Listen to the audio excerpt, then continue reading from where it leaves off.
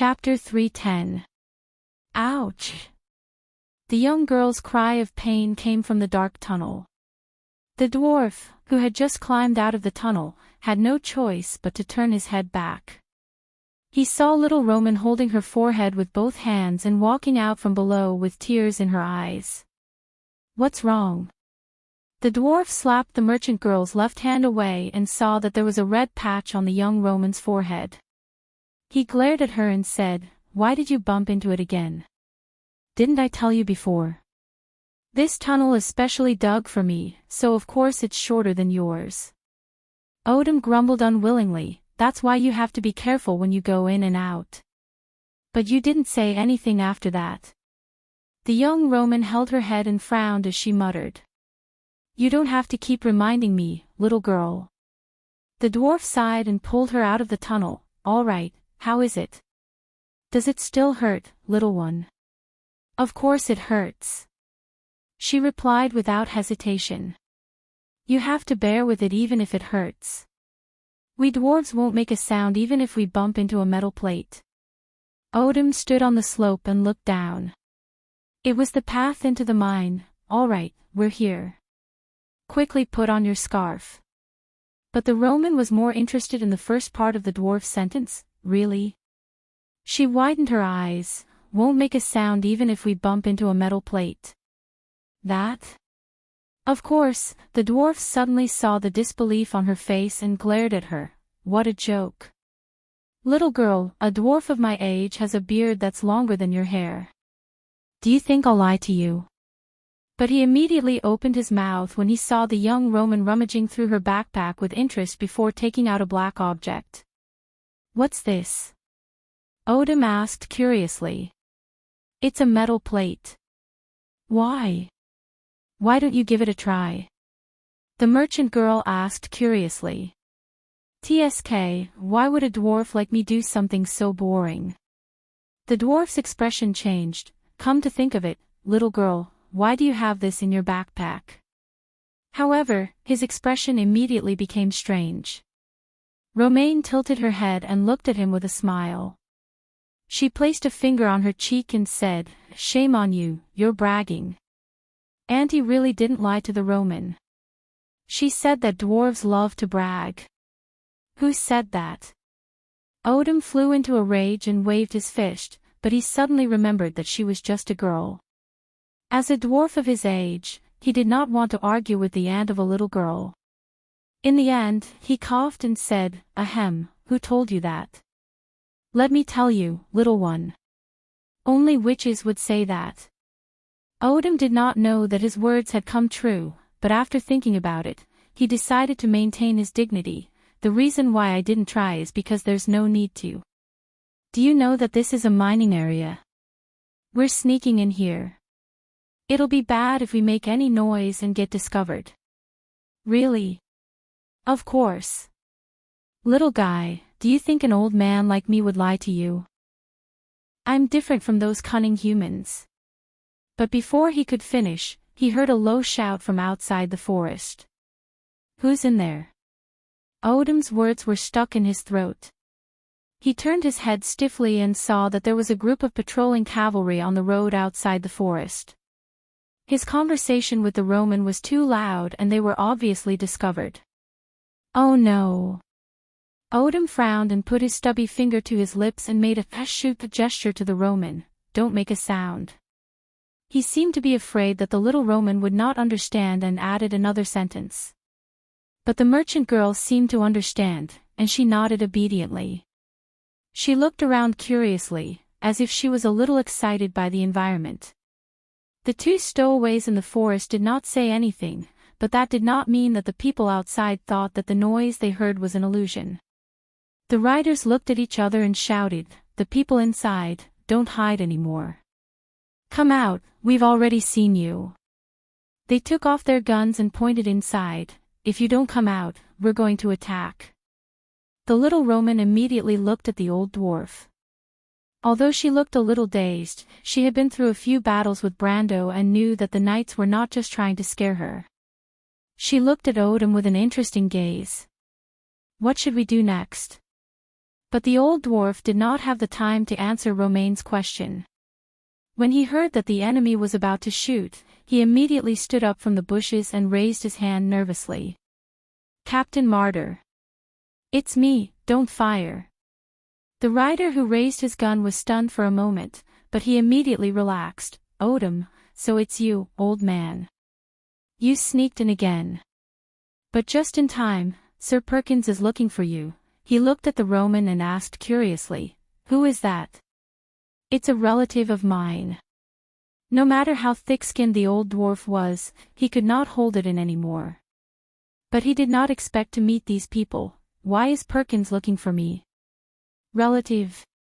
The riders immediately had a "we understand" expression and laughed. "I didn't expect you to have an illegitimate daughter outside, old man." But the leader of the knights quickly interrupted them. "There's a big mess in the mines, and Sir Coden is also in there.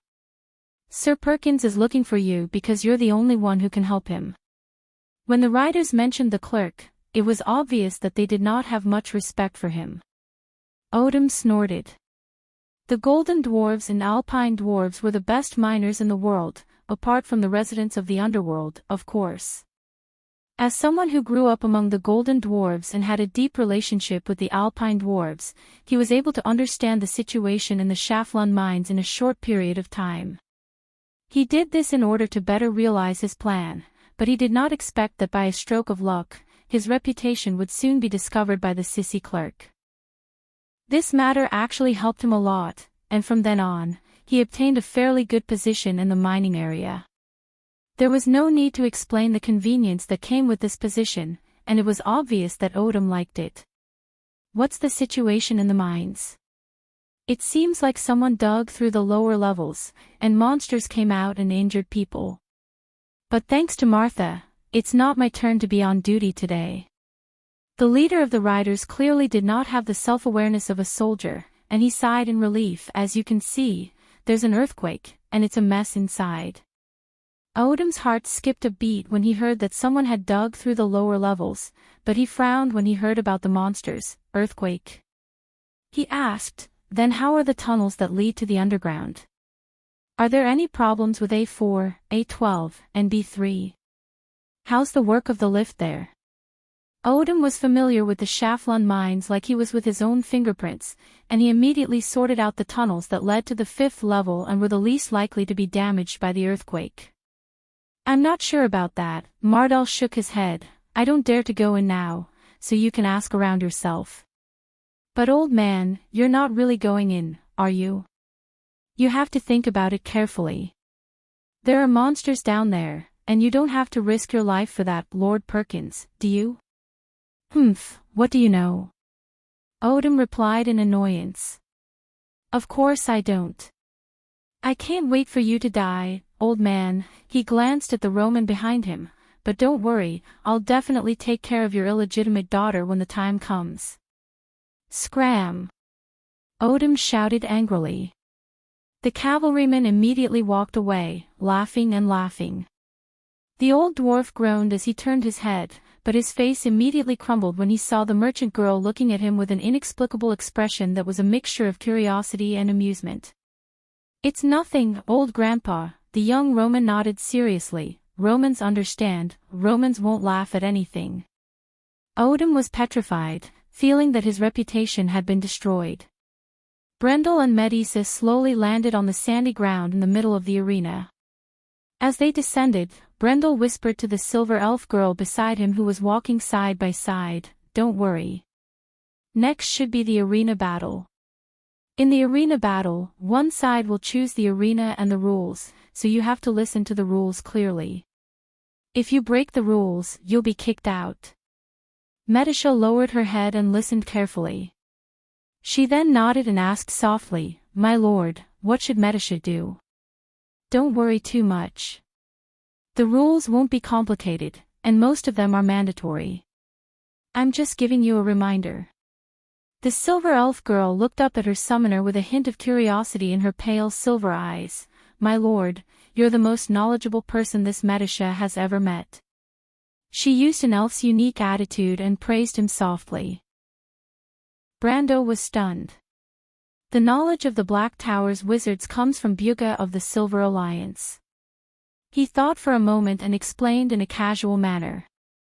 Medisha smiled at him and nodded.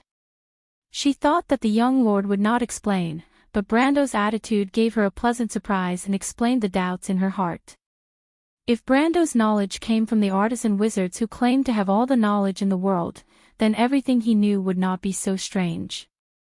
The Silver Elves were descendants of the Silver race, but so were the artisan wizards. When the two landed on the ground, everyone's eyes were fixed on them. Brando saw Coden running towards him from the side. The old man ran a few steps before he was stopped by an invisible wall of air. He stood outside the wall and shouted, "Kid." Brando raised his eyebrows and looked in that direction. P.S. This chapter has been corrected and can be read normally. This chapter has been corrected and can be read normally. This chapter has been corrected and can be read normally. This chapter has been corrected and can be read normally. This chapter has been corrected and can be read normally. This chapter has been corrected and can be read normally. This chapter has been corrected and can be read normally. This chapter has been corrected and can be read normally. This chapter has been corrected and can be read normally. This chapter has been corrected and can be read normally. Chapter 3:11. Coden looked at the young man sitting on the silver warhorse with a complicated expression. Coden had entered the realm of gold 30 years ago, and he only managed to stabilize his position a few years ago. Yet, this young man seemed to be blessed by the heavens. No, not even a divine one would be able to reach the level of intermediate gold at such a young age, unless he was the chosen one. However, the chosen ones were bound by the shackles of fate. A part of their body was taken away from them, just like the blind Yura. That was why the old swordsman did not even think in that direction when he saw him. He paused for a moment and asked anxiously, "Young man, who is your imprinted soul?" "What?" Brando was stunned. "Don't play dumb with me. I'm asking you, who is your imprinted soul? You know what I mean." Coden was so angry that he stomped his feet and shouted, "This is very important. Tell me, what are you talking about? What do I know?" Brando was really stunned this time. He thought that Coden was going to remind him of something, but he did not expect Coden to ask him a series of strange questions. But just as he was about to ask, the loud voice above the arena suddenly rang out again, interrupting their conversation. "Mortal, do you wish to continue the challenge?" "Of course," Brando replied. "Kid, answer me." Coden slammed the air wall and shouted. Brando glanced at him and gestured for him to wait. He then looked up and waited for the host to announce the rules. Sure enough, he saw a row of dark green words appear on his retina. Nightmare Arena. The next battlefield is the Nightmare Arena. At the same time, a thunderous voice announced the same thing in everyone's hearts. Brando's expression changed. "What is the Nightmare Arena, my lord?" Medisha frowned and asked softly. "What's the Nightmare Arena, Cohen?" Mar turned his head and asked his companion the same question. "I don't know." Cohen's answer was simple. "What are they arguing about?" Joka's attention was on Coden and Brendel. Compared to this strange world, he was more worried about whether they would be able to leave this place safely. "I don't know." The same answer. But why does he want to continue the challenge? There's no one left to save. One of the youths asked. "I don't think it's that simple," someone replied. "Although I don't know where this is, I think it must have cost a lot of money to build such a place. Is it just for a game of catch or release?" His words resonated with many of the youths, and they looked at their surroundings worriedly. "Humph, you don't know what those nobles like. Maybe they just want to have fun. This place might not have been created by those nobles. If I remember correctly, we were at the bottom of the mine. Why do I feel like there's something strange about the thing we dug up?" That I agree, and that was a dragon. How should I put it? I feel like I'm in a dream. I don't even know if it's real. The youth touched the cold iron bars as he spoke. Everyone fell silent. His target is the sword. Cohen's voice was not loud, but he always waited for the youths to finish before he spoke. His words seemed to carry a lot of weight. The skinny youth stared at the black sword on the stone tablet in the middle of the arena. He noticed that Brando had looked in that direction a few times. When he said this, the others immediately felt that it made sense. Then he's not going to save us? Someone asked worriedly. Why would he save us? This was a questioning voice. Cohen. Joka looked at his companion. In his mind, Cohen was the most knowledgeable person he had ever met. Even though he did not like to talk much, he was always insightful. I have an idea, Cohen said softly, but it sounded like he was trying to encourage himself. I'll convince him. How are you going to convince him? Mar asked in confusion. I'll make a deal with him. Mar's eyes widened. You're not going to use your worthless items to make a deal with him, are you?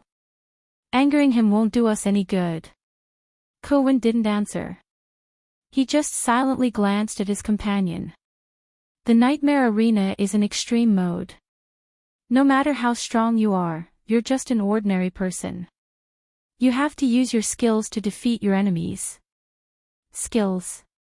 Medisha raised her eyebrows. What skills? Brando tapped the blade of his sword. Battle skills. The silver elf girl fell silent as if she was thinking. It sounded like it would benefit them, but she did not think so.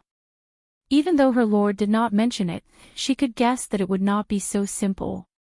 Brando looked up at the sky. Rows of golden words appeared in the sky. There were Dwarven, Ancient Crews, Tower, Elven, Draconic, and even a language that made Brando's heart skip a beat. He rubbed his nose and pretended that he did not see the familiar words. However, this place was already strange enough that the words that appeared in the sky did not attract much attention. It was as if it was abnormal for an ancient civilization to not have a language that was difficult to understand. Everyone present was more concerned about the content of those words. 1. Power dissipation. Both parties involved in the battle will have their power reduced to less than 10 ounces. 2. Skill dissipation. Both parties involved in the battle will have their power reduced unless they have a specific skill. 3. Swordsmanship. Only a specific skill is swordsmanship. Janna took a deep breath. Although the young lord's strength had already amazed her, the mercenary commander knew that, unlike the level of strength, just like how seers were born with the power of silver or above, swordsmanship was different. It was a skill that required years of training.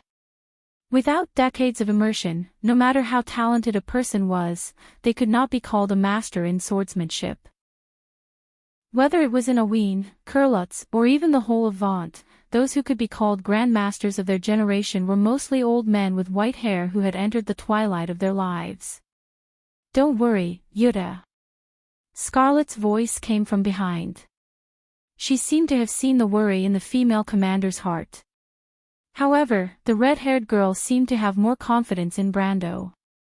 She just hid her worry deeper in her amber eyes. My lord's swordsmanship is very powerful. I know that my lord's swordsmanship is very powerful. Yuta replied, but she frowned, but we still don't know who my lord's enemy is. She reminded softly, even in the history of Erewhon, there are many famous swordsmen. Scarlet shivered and could not help but worry. Brando was also worried. His thoughts were actually similar to Scarlet's. The nightmare challenge was not that simple. He was already thinking about which swordsmanship master he would have to face. The young man pressed down on the sword in his hand. Suddenly, the light around him dimmed. In the next moment, Medisha, the silver warhorse, and even the wind spirit spiders in the sky disappeared in an instant. There was a low murmur around him. His planeswalker ability was also taken away. Brando immediately felt his scalp go numb. He had hoped that this ability, which had always been like a cheat, could escape the rules, but now it seemed that the Planeswalker class was still within the rules of this world. Fortunately, Brando was not so reliant on his Planeswalker that he would not be able to fight without it. He only took a light breath to adjust his emotions, and then looked around vigilantly. When the light dimmed, he found himself in an unfamiliar place.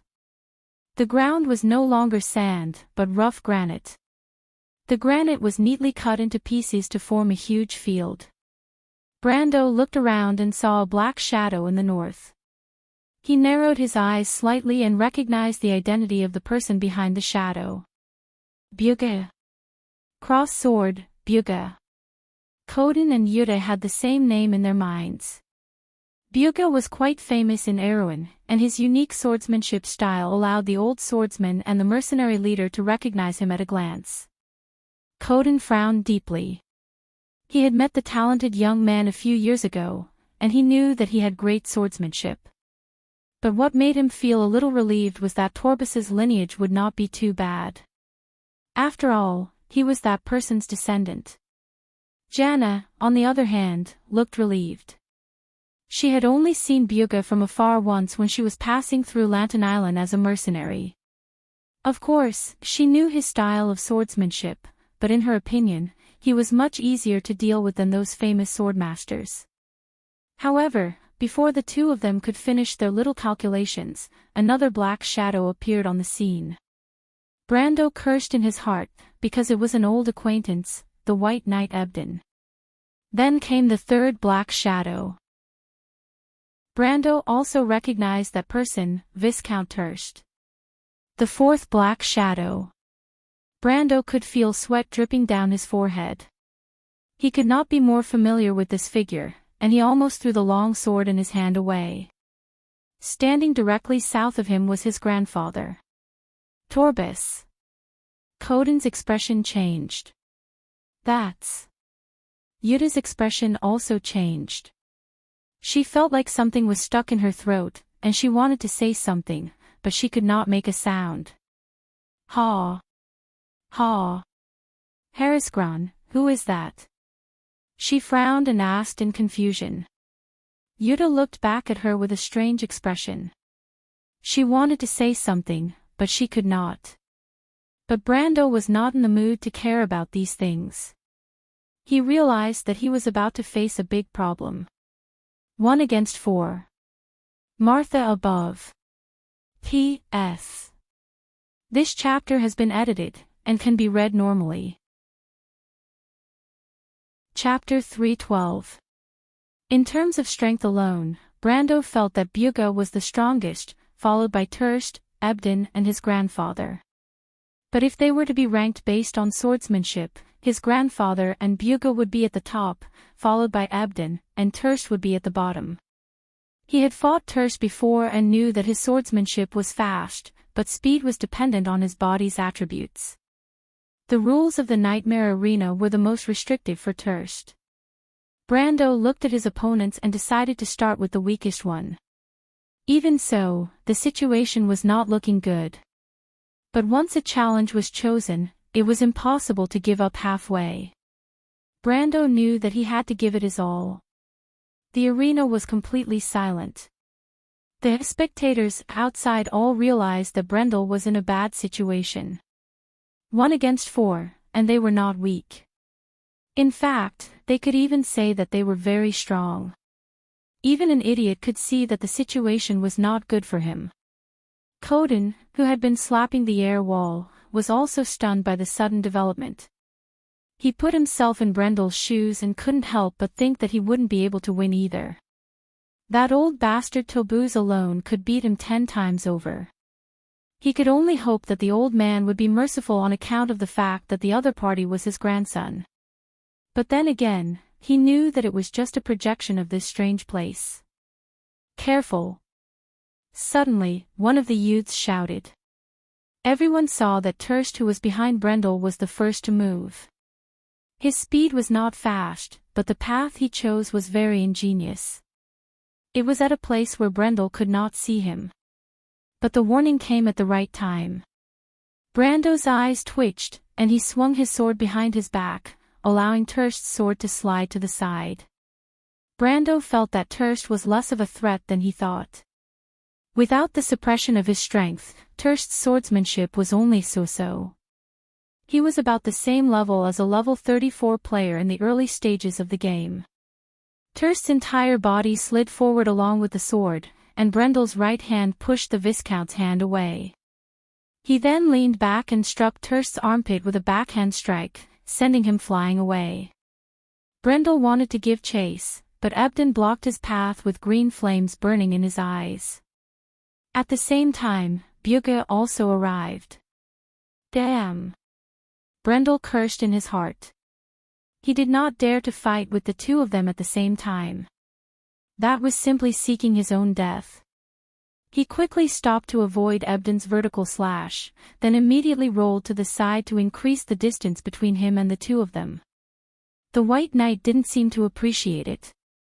The undead knight swung his sword horizontally and vertically, and a cross-shaped gust of wind swept towards Brando. Madara's undead battle formations cross/focused on power and speed, and because it was a rare long-ranged attack, it was used to chase after the enemy. Brendel knew this, and he rolled backwards while pressing his hand against the ground, and his entire body spun 270 degrees around the center, dodging the attack that would have been fatal to many people. The cross-shaped gust of wind created by the cross/hit the ground, kicking up a cloud of dust. However, Brando didn't have the time to see how powerful Ebden's strike was, because the undead knight had caught up to him again. The young man couldn't take it anymore. He half-squatted on the ground and raised his sword to block Ebden's next strike. Using the ground as a counterattack, he tried to counterattack. Unfortunately, before he could unleash the killing intent that he had accumulated, a heavy greatsword came out from the side and destroyed his intentions. It was Bugge's sword. Brando deeply felt the helplessness of fighting against so many enemies at once. He was stuck in a situation where he couldn't advance or retreat. He had to block Ebden's attack from above, and there was no way he could dodge this attack from the side. The dangerous situation at that moment even caused many people at the side of the arena to cover their mouths and let out silent cries of surprise. In the eyes of most people, the young man had no other choice but to abandon his sword and retreat. But what about after abandoning his sword? Under the encirclement of 4 people, it was still a big question whether he could take his sword back. Brando's counterattack was out of everyone's expectations. He didn't abandon his sword and retreat because he didn't forget that he still had 3 swords on his waist. Brando raised his right hand and pulled out one of the swords from his left hand. At the critical moment, he blocked Bugge's sword with a clang. However, the strength of his left hand was not as strong as his right hand. Even though Bugge's greatsword was disrupted, it still brushed past the young man's cheek. Brando immediately felt a cold pain on his cheek. F***ck, don't hit my face when you hit someone. He cursed in his heart. Even though he cursed, Brando's actions were not slow. After Bugge's sword passed by him, the young man immediately used the counterforce to push forward. With a frontal assault and a burst of strength, Brando directly broke through Ebden's defense and sent it flying. Unfortunately, charge wasn't a swordsmanship skill, or else Brando knew that he had the best chance to pursue. Ebden fell into the sand, and Bugge didn't have the time to stop his attack. If it was a normal person, Brando might have done so, but he wasn't. Madara's military swordsmanship was based on the principle of exchanging wounds for wounds. The undead were truly fearless when they fought with their lives on the line. Of course, they didn't have lives in the first place. As expected, when Brando slightly moved forward, Ebden immediately gave up on defense and swung its greatsword at Brando. Unfortunately, the young man was already prepared. His move forward was just a trick. When the undead knight moved its hand, Ebden immediately turned around and dodged the attack. However, Ebden wasn't the only one who was tricked. Bugge was tricked as well. When Brando moved forward, Ebden was exposed to his sword. Bugge was shocked by his opponent's aggressiveness, but he didn't dare to hesitate. He placed both his hands on his greatsword and used the centrifugal force from his waist to change the direction of his attack. His target was Brando's back. What a good, whirlwind slash. Brando wasn't surprised at all. He was waiting for this attack. In Bugha's swordsmanship, this was the only attack that could quickly turn around and attack him. Brando was extremely clear about his opponent's attack patterns. He had been planning for Ebden since the beginning, but the real trap was prepared for him. He leaped high into the air. Bugha raised his head in shock. He wasn't a newbie, and when Brando moved, he knew that the young man's plan was on him.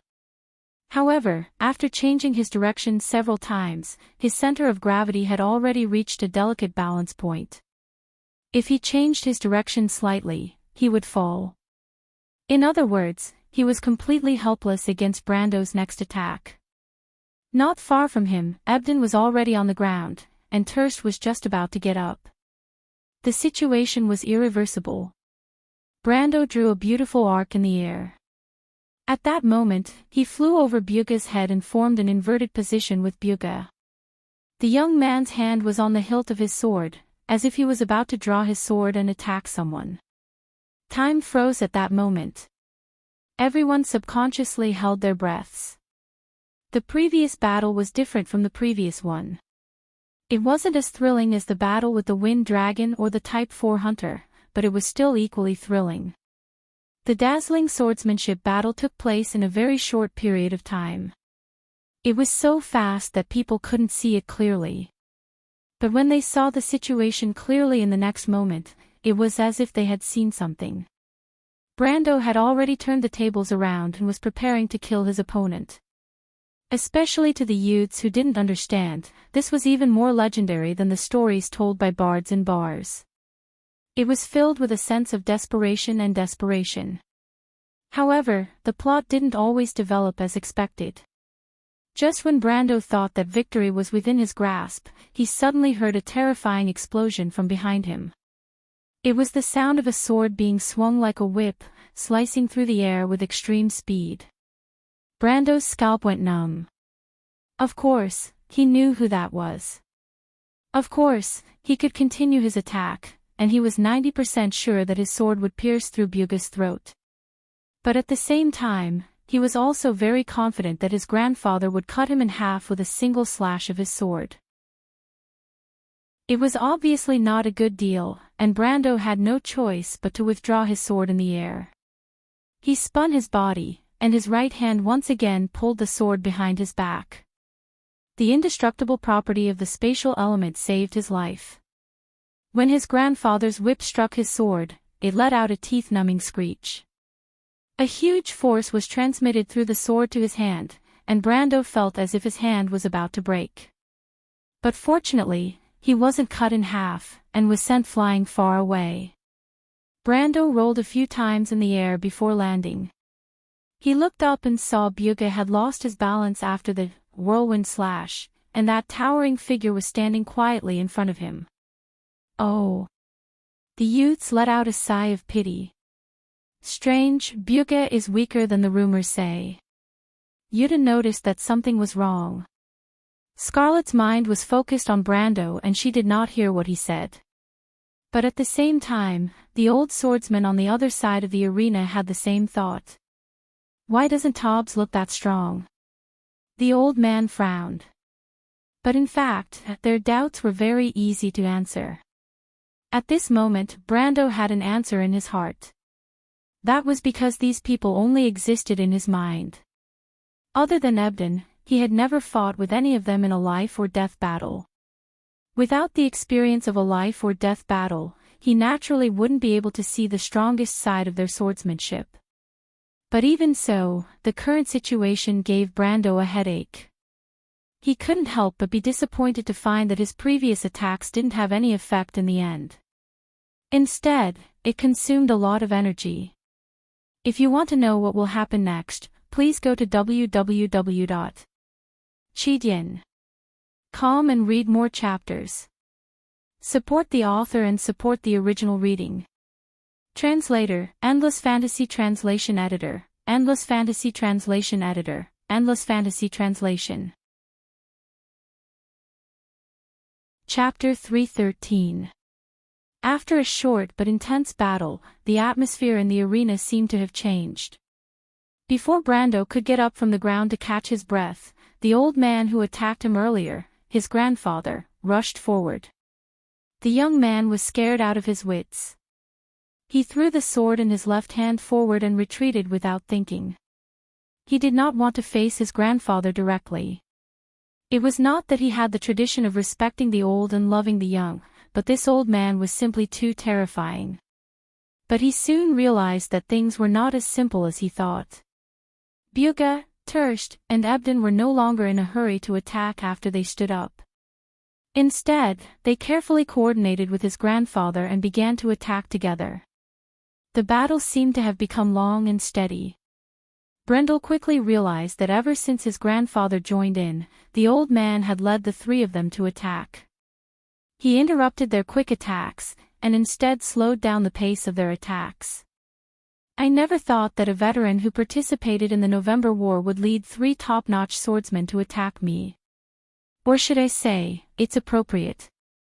It was as if the old man was born to be a leader, making the others follow his orders. When the battle slowed down, it seemed to be in Brando's favor. But in reality, the young man knew that this slow and steady method of fighting would leave him with no chance of winning. At most, he would drag the battle on for a while, but he would eventually run out of stamina and die. Brando felt a headache coming on. Originally, he thought that he would not be able to deal with his grandfather alone. The old man's swordsmanship was as sharp as the one he saw in his dreams. It was impeccable.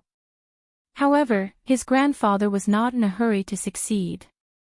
Instead, he tried his best to disrupt his attacks and counterattacks. Every time Brando wanted to break through Terst's defense, his grandfather would appear there and chase him back.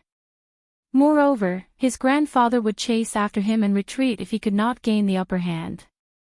But Brando knew that if he did not use his full strength to deal with the old man's attack, what awaited him would not be as simple as retreating.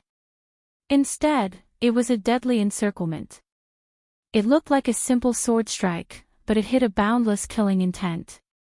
For this reason, Brando had no choice but to concentrate fully on dealing with the attacks. Sometimes, attacks that did not seem dangerous became extremely dangerous when surrounded by other strong enemies. The old man always seemed to be hiding his intentions very well, so Brando had no choice but to focus 120% on dealing with each of his attacks. Even if it was just a feint, there was no exception. The young man was soon in unbearable pain. If he attacked quickly, he still had a chance. But with such a blunt knife cutting his flesh, it was as if he could only watch himself slowly bleed to death. After several futile attempts to break through the encirclement, Brando's range of movement had been reduced by the four experienced swordsmen. If he retreated any further, he would almost become a wall of air. However, the other party did not seem to intend to give him a chance to breathe. Instead, they closed in on him. This time, it was Bugha and Terst. Brando was not afraid of this combination, but he knew that his grandfather and Ebden were right behind him, waiting for him to walk right into their trap.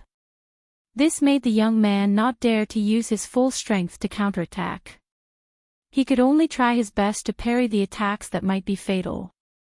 He tried his best to slow down his retreating steps while preserving his strength to guard against Ebden and his grandfather's sudden attacks. This kind of focused battle made Brando suffer. He had to maintain his full concentration at all times. The movement of the air around him, the changes in his opponent's muscles, and even the slightest change in their expressions. Only then could he use his understanding of swordsmanship to understand what each of the four swordsmen was going to do next. He had never done this before, and it made him feel extremely uncomfortable. It was as if every cell in his body was groaning, and his head was dizzy. His hand movement seemed to have become subconscious. However, Brando did not realize that he was in such a good state right now. The swordsmanship he had seen in the past and his understanding of swordsmanship were slowly corroborating each other in this battle. Gradually, the knowledge from the other world became the knowledge of this world. It was as if it was unconscious, but he had already mastered it. 1 slash. 2 slashes. 3 slashes. Brendel blocked Bugge's and Turst's swords at an astonishing speed, while his grandfather and Ebden seized the opportunity to attack. The youths outside the arena gasped in shock. Even Scarlet could not help but cover her mouth. Her eyes were wide open. Brando did not even think about it and used all of his strength. He blocked his grandfather's slash with his sword and used the momentum to retreat. He then used the White Raven swordsmanship to sweep the sand on the ground and repelled Ebden's attack. He then landed on the ground and blocked his grandfather's second slash. Another 3 slashes. All of this happened in a breath's time. Brando realized that he did not have this kind of strength before. He was so shocked that he broke out in cold sweat. After playing the game for so many years, Brando had seen countless swordsmanship, but he knew that the swordsmanship of the two worlds was not the same. One was given by the system, while the other was obtained through practice.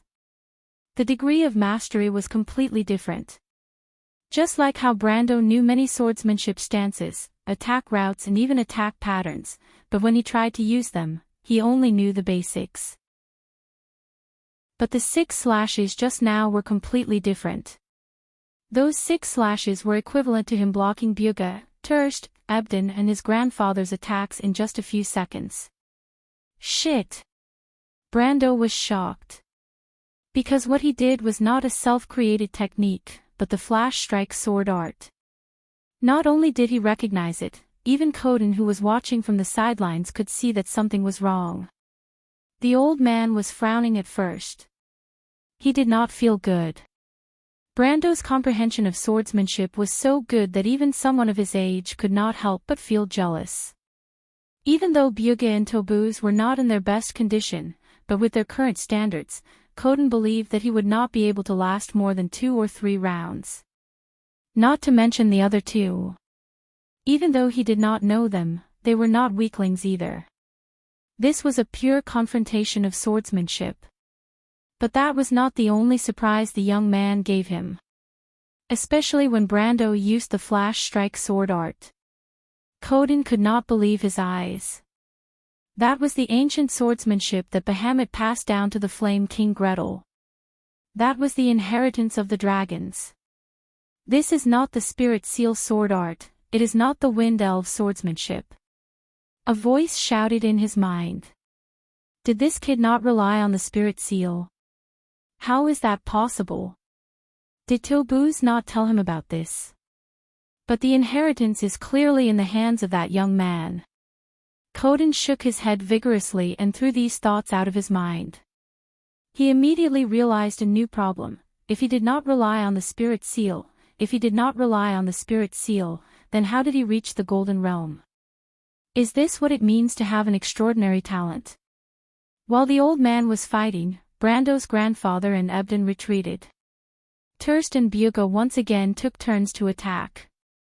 The young man could be said to be exhausted, but he could only retreat. The air wall behind him was already very close.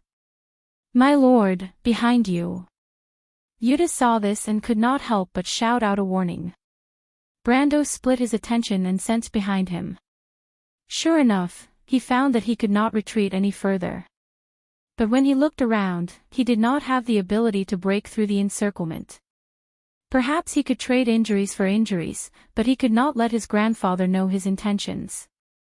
Otherwise, it would become a life for a life. Brando frowned. He felt that it was not realistic to fool the old man. But at this moment, he heard someone shouting from outside. Kid! This voice sounded so far away in his drowsy mind, as if it came from the horizon. But Brando still understood.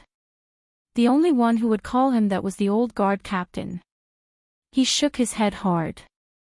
He did not know why the old man wanted to cause trouble for him. Could it be that he wanted to use this opportunity to get rid of him? That would be a huge mistake. Since Brando dared to challenge the old man, he naturally had a way to protect himself. It was just that the old man was distracting him, and the Halran Gaia might disappear if he wasn't careful, which made him a little annoyed. He took a deep breath and tried to calm himself down. He did not intend to give up on the sword. But at this moment, Coden shouted again. "Where's your spirit print, kid?" This again. Brando did not know what a spirit print was. He felt that he did not even have the strength to reply. But Coden seemed to know this as well. He immediately shouted inside. "Your ring, use your ring." As he shouted, he raised the Wind Empress ring in his hand and pointed. Brendel's brows furrowed. He raised his sword to guard against the 4 swordsmen who were approaching him, and he was puzzled. Ring of the Wind Empress. Does this old man not know that in this arena, all equipment and skills unrelated to swordsmanship will be sealed? Thus, he did not intend to answer. The old man was slightly startled. He seemed to be dissatisfied with Brando's lack of response. But he suddenly thought of something and said, "Kid. Wait, I'm not telling you to use it. Focus on the ring. It's real." Brando was stunned. He subconsciously turned his head and looked at Coden with a look of surprise. "What's real?" That was the question in his eyes. "That ring isn't fake." Coden jumped up and down. "I don't know how you got it, but it's your grandfather's. It's real." He suddenly widened his eyes. "Behind you." Brando turned around. His grandfather had taken advantage of his distraction to stab him in the back. Brendel could feel the cold killing intent coming from his opponent's sword. It was as if the Grim Reaper had come to him. Author's note: let me say something. The main character's equipment and stats are almost done. After the Underground King storyline is over, I'll release him. I plan to update the main character's stats every day, but there's a problem. How do I release the stats? The first method is to update the main character's stats every day.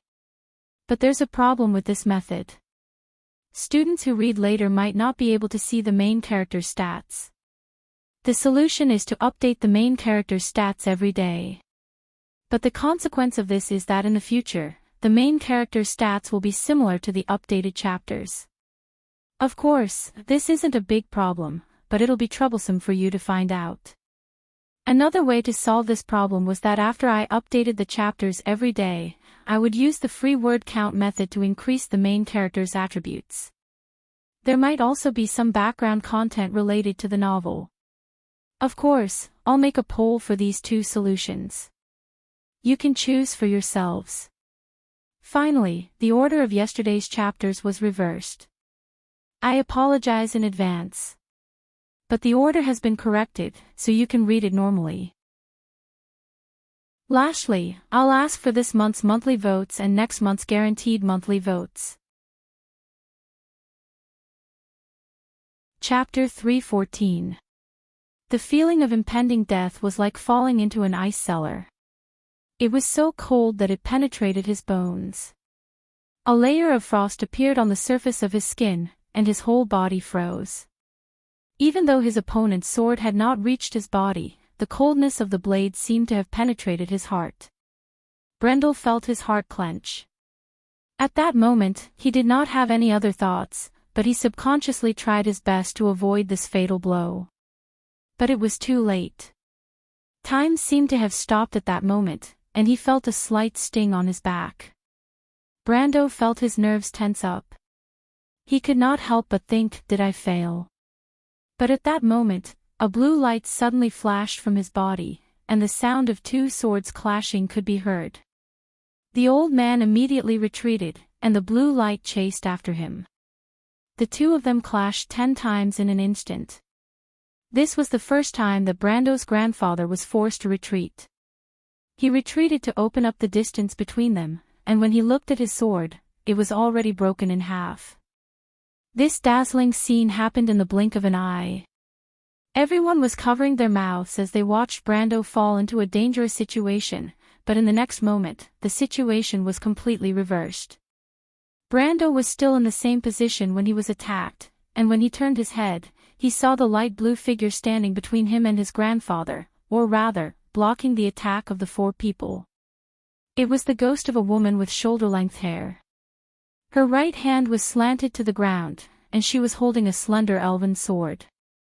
The tip of the sword was still trembling slightly. The soul of the Holy Seal. Coden, who was on the other side of the air wall, looked at the woman. At first, he was stunned, but then he became suspicious. Who is this woman? Of course, he knew her origin, but this soul of the Holy Seal was not one he was familiar with. Coden's own soul was Wind Slayer Sola, and Tobuza's soul was Azure Swordsman Grice. He did not expect that the old man's grandson's soul of the Holy Seal was a woman. Although there were a few women among the 24 knights, their swordsmanship was not suitable for men. Except for Wind Slayer Sola, but Sola's main weapon was a bow, and all the descriptions of her appearance were that she had a ponytail and a long cloak. Obviously, this was not the one in front of him. But what surprised him was that this soul of the Holy Seal could actually materialize. What kind of characteristic was this? Although his and Tob's soul imprints could also appear in front of others, as spiritual entities, they could not physically interact with this world. What did he see? He saw that the woman had exchanged 10 swords with Tobuz. He couldn't help but raise his head to look at the arena, wondering if the imprinted spirits were stronger in this half-fantasy space than in the outside world. But this kid's luck isn't too good. He actually picked a soul imprint. Coden was surprised, but at the same time, this thought flashed through his mind, and confirmed that this was indeed the first time Brendel activated a soul imprint. What he found hard to believe was that this young man had already reached this stage without even activating his sealed spirit. If so, then what was the limit of his future achievements? Coden could not comment. "Little guy, this is the second time I've saved you." When the woman spoke, her voice was very beautiful, with a mature and rational tone. She did not turn her head, but her voice alone gave people the impression that she was an extremely beautiful woman with an outstanding temperament. "Who are you?" Brando was stunned.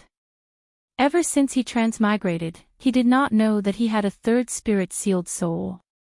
"I'll tell you later," the woman replied. "You've improved very quickly, but it's still not enough to deal with these enemies. Let me borrow your body." "Borrow your body." Brando's heart skipped a beat when he heard this suggestive sentence. He knew that these spirits, or rather, the innate ability of banshees, possessed people. He hurriedly retreated, but the woman waved at him. His body moved forward uncontrollably, allowing the woman's spirit to merge with his body. "Don't be afraid," the woman's voice sounded in his mind. "Focus on the ring on your finger." "You." Brando's eyes widened. Only now did he realize that the woman's spirit might have come from the ring on his finger. He suddenly remembered that Coden had shouted at him outside, telling him that the ring on his finger was the real deal. But the real ring of the Wind Empress. Saint Tossel's divine artifact, the breath of the Wind Empress. How is this possible? Let's not talk about why his grandfather would have such an artifact. Legend has it that the breath of the Wind Empress was a sacred artifact from the wind element. If the mountain of ceasing storms was a mountain peak, then the ring of the Wind Empress would be the most dazzling jewel on the mountain peak. With it, he could control the power of the wind. But what does this have to do with souls? And what does it have to do with this woman? While he was distracted, not far away, his grandfather was repairing the sword in his hand. A layer of faint shadow grew from the broken part of the sword, and then this layer of shadow extended forward, gradually forming the shape of a blade. Then the shadow receded, revealing the bright silver metal blade below. "Kid, don't be distracted." When the woman saw this, she immediately reminded him, "We can only maintain this state for a short period of time. This is not the correct way to use the Holy Seal, the correct way to use the Holy Seal. Brando was stunned. The Holy Seal was created to pass on its legacy. But now, I'm using my own power to forcibly transfer this legacy to you, the woman replied. You'll understand in the future. Brando shook his head. His mind was in a mess. He could not accept all the information that was coming to him.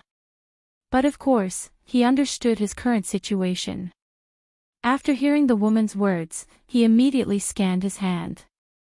The Ring of the Wind Empress was still the same Ring of the Wind Empress. Ring of the Wind Empress, ring, +1 dexterity. Skill, wind bullet, but at this moment, there was a row of small green words: Soul Seal, Enlightened State, Soul Seal. Brando frowned slightly. What does that mean? He had heard this term from Coden before, but until now, he still did not understand what this so-called Soul Seal was. But at this moment, the young man's eyes twitched slightly.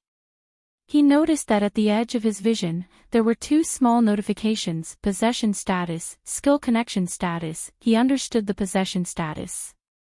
All players who were possessed by ghosts would see this notification. It was similar to a debuff notification, to prevent players from not knowing what was happening to them. But the second skill connection status puzzled him. He knew about this status as well. Wizards had a type of spell called ritual spells, which used the power of a magic array to connect the mana pools of many people together to cast a large-scale spell that one person couldn't cast alone. When wizards entered the ritual, they would receive this notification and be able to use other people's spells. But he was not a wizard, so what did this notification mean? Brando's heart skipped a beat, and he unconsciously opened his skill panel. However, it would have been better if he hadn't seen it. The moment he saw it, he was almost scared out of his wits. Originally, he was a civilian with two main professions, militia and mercenary, warrior, elementalist, and his secondary profession, scholar. He only had a few skills such as swordsmanship, equestrian, and elemental sensing. But now, there were three new professions on the panel: swordsman, Seal Knight. Swordsman and swordsman were not difficult for Brando to understand. The former was a basic profession of warrior and ranger, and the swordsman was the most common advanced profession of this profession. But as for what Seal Knight was, he had never heard of it. Although there were many professions of players, there were only a few that Brando did not know about. But this was not the most important thing. What really made him widen his eyes were the skills that appeared behind those professions. Even after the most basic swordsman, there were at least 10 types of swordsmanship.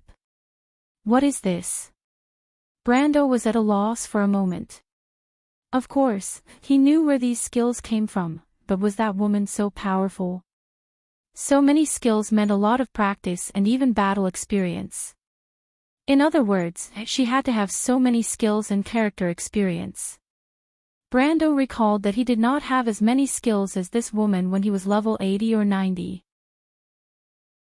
Of course, this had to do with the fact that the skill trees of players were relatively simple. Very few players were willing to waste their experience on skills that did not add to their main path. Squandering experience like Brando to level up both warrior and elementalist levels was something that only newbies in the game would do. But even so, this was a little too ridiculous. There were probably less than 20 people in Woned in this era who were so powerful. But in other words, the Ring of the Wind Empress was not a product of this era. Then, the identity of the woman was obvious. "You are a wind elf?" Brando asked in his mind. Sure, the woman pressed her finger on her plump lips. Although Brando could not see it, he could feel the scene in his heart. "Don't be distracted, I will tell you later. Your enemy is coming." Her words made Brando suddenly wake up. Sure enough, he saw the 4 people on the field surrounding him.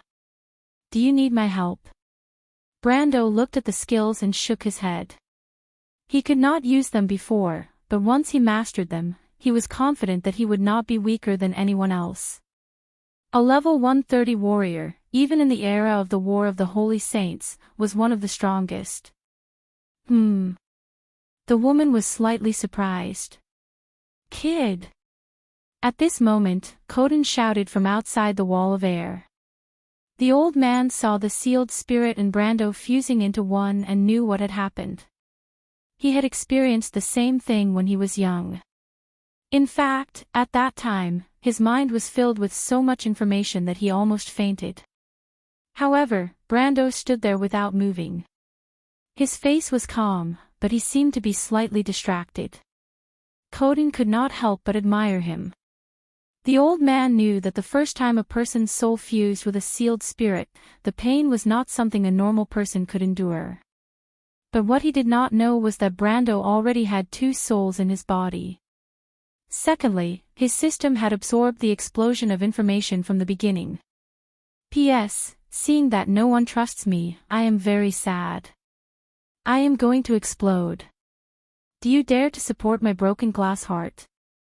To be continued. If you want to know what will happen next, please go to www.cheatyin.com. There are more chapters. Support the author, support the original reading. Chapter 315. Kid. Coden patted the air wall. Knowledge and skill were two different things.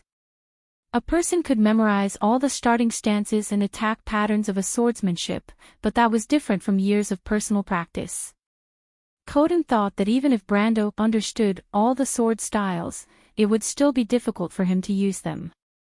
Coden himself had the same experience, but he had gained a lot of experience from years of practice. He thought that with his advice, Brando might be able to defeat those opponents. So he shouted, "Don't worry about those things in your head, I'll tell you how to use them." Whose sword style did you learn? But what the old man didn't expect was that Brando didn't even care about him. In fact, the young man was a little annoyed. If it wasn't for Coden's interference, he wouldn't have failed.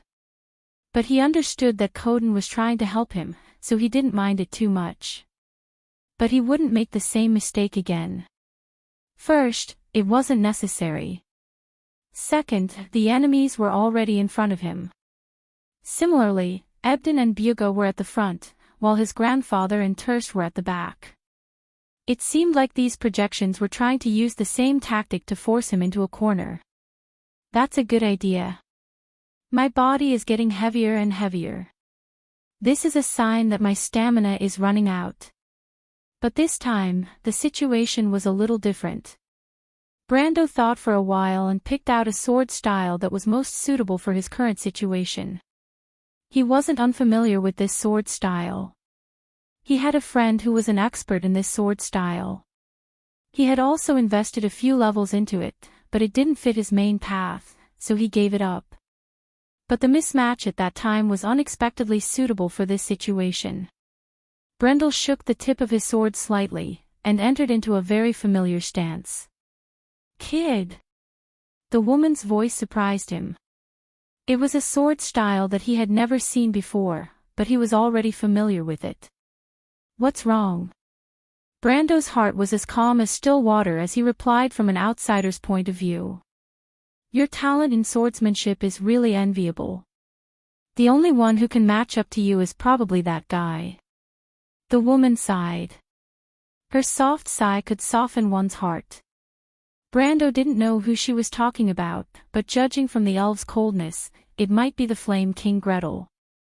As far as he knew, Guild had been crowned as a genius when he was young. It must be known that in the era of the War of the Holy Saints, when the stars rose together, this title was not as serious as it was now. His thoughts were erratic, but the tip of his sword pointed at the enemy remained motionless.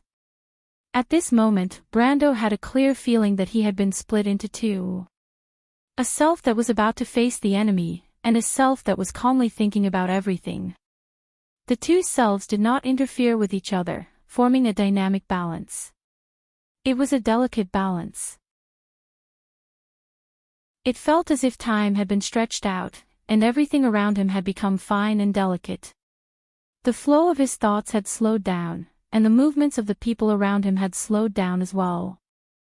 The enemies in the gladiator arena were slowly moving towards him. The audience's eyes followed their movements. Coden slapped the air wall and shouted at him from the other side of the arena. "Kid!" The old man shouted, "Listen to me, don't try to be brave. No one can master a new swordsmanship from the start," but before the old swordsman could finish his words, his voice stopped abruptly. Because he saw Brando suddenly move. The young man only waved the sword in his hand slightly, and in the next moment, he split into four. It was not a clone technique, but Brando's movements were extremely fast. It was as if there were four Brandos attacking his grandfather, Terst, Bugha, and Ebden at the same time. Ding, ding, ding, ding. Four crisp sounds rang out in the next moment. Horizontally and vertically, Brando clashed with each of his four opponents, and all five of them took a step back. This time, not only did their attack not achieve their goal, but it also increased Brando's range of movement. This was the Wind Elf swordsmanship, the old man recognized it. Wind dance, but what he could not believe was that the young man was able to use it just like that. It was as if he had practiced it for years. No, it was not as simple as just practice. The old man was an experienced swordsman, and of course he understood what Brando's swordsmanship meant. Battle experience. Coden's hand froze in midair. If his eyes could pop out of their sockets, they would have fallen to the ground by now. Oh my God, Martha! What kind of talent is this? The old man felt a headache coming on, as if his brain was being twisted together. How could there be such an existence in this world? He was not the only one who had this feeling. Brando's four opponents felt it especially. Because their strength was limited to the same level, technique became the key to victory. But now, they realized that the young man's swordsmanship had become erratic.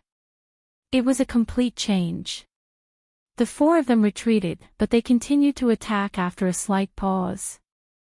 They were all famous swordsmen, and naturally understood that the only way to defeat Brando was to continue pressuring him and not let him have a chance to breathe. This time, the main attacker was Brando's grandfather. He was the strongest of the four, so he naturally had to bear the brunt of the pressure. He placed his sword flat, and the others immediately understood what he meant. Surround and maintain the pressure. It could be said that when the old man did this, he had already given up on waiting for an opportunity to decide the outcome of the battle with a single sword strike. Instead, he had switched to a more secure method that was close to defensive suppression.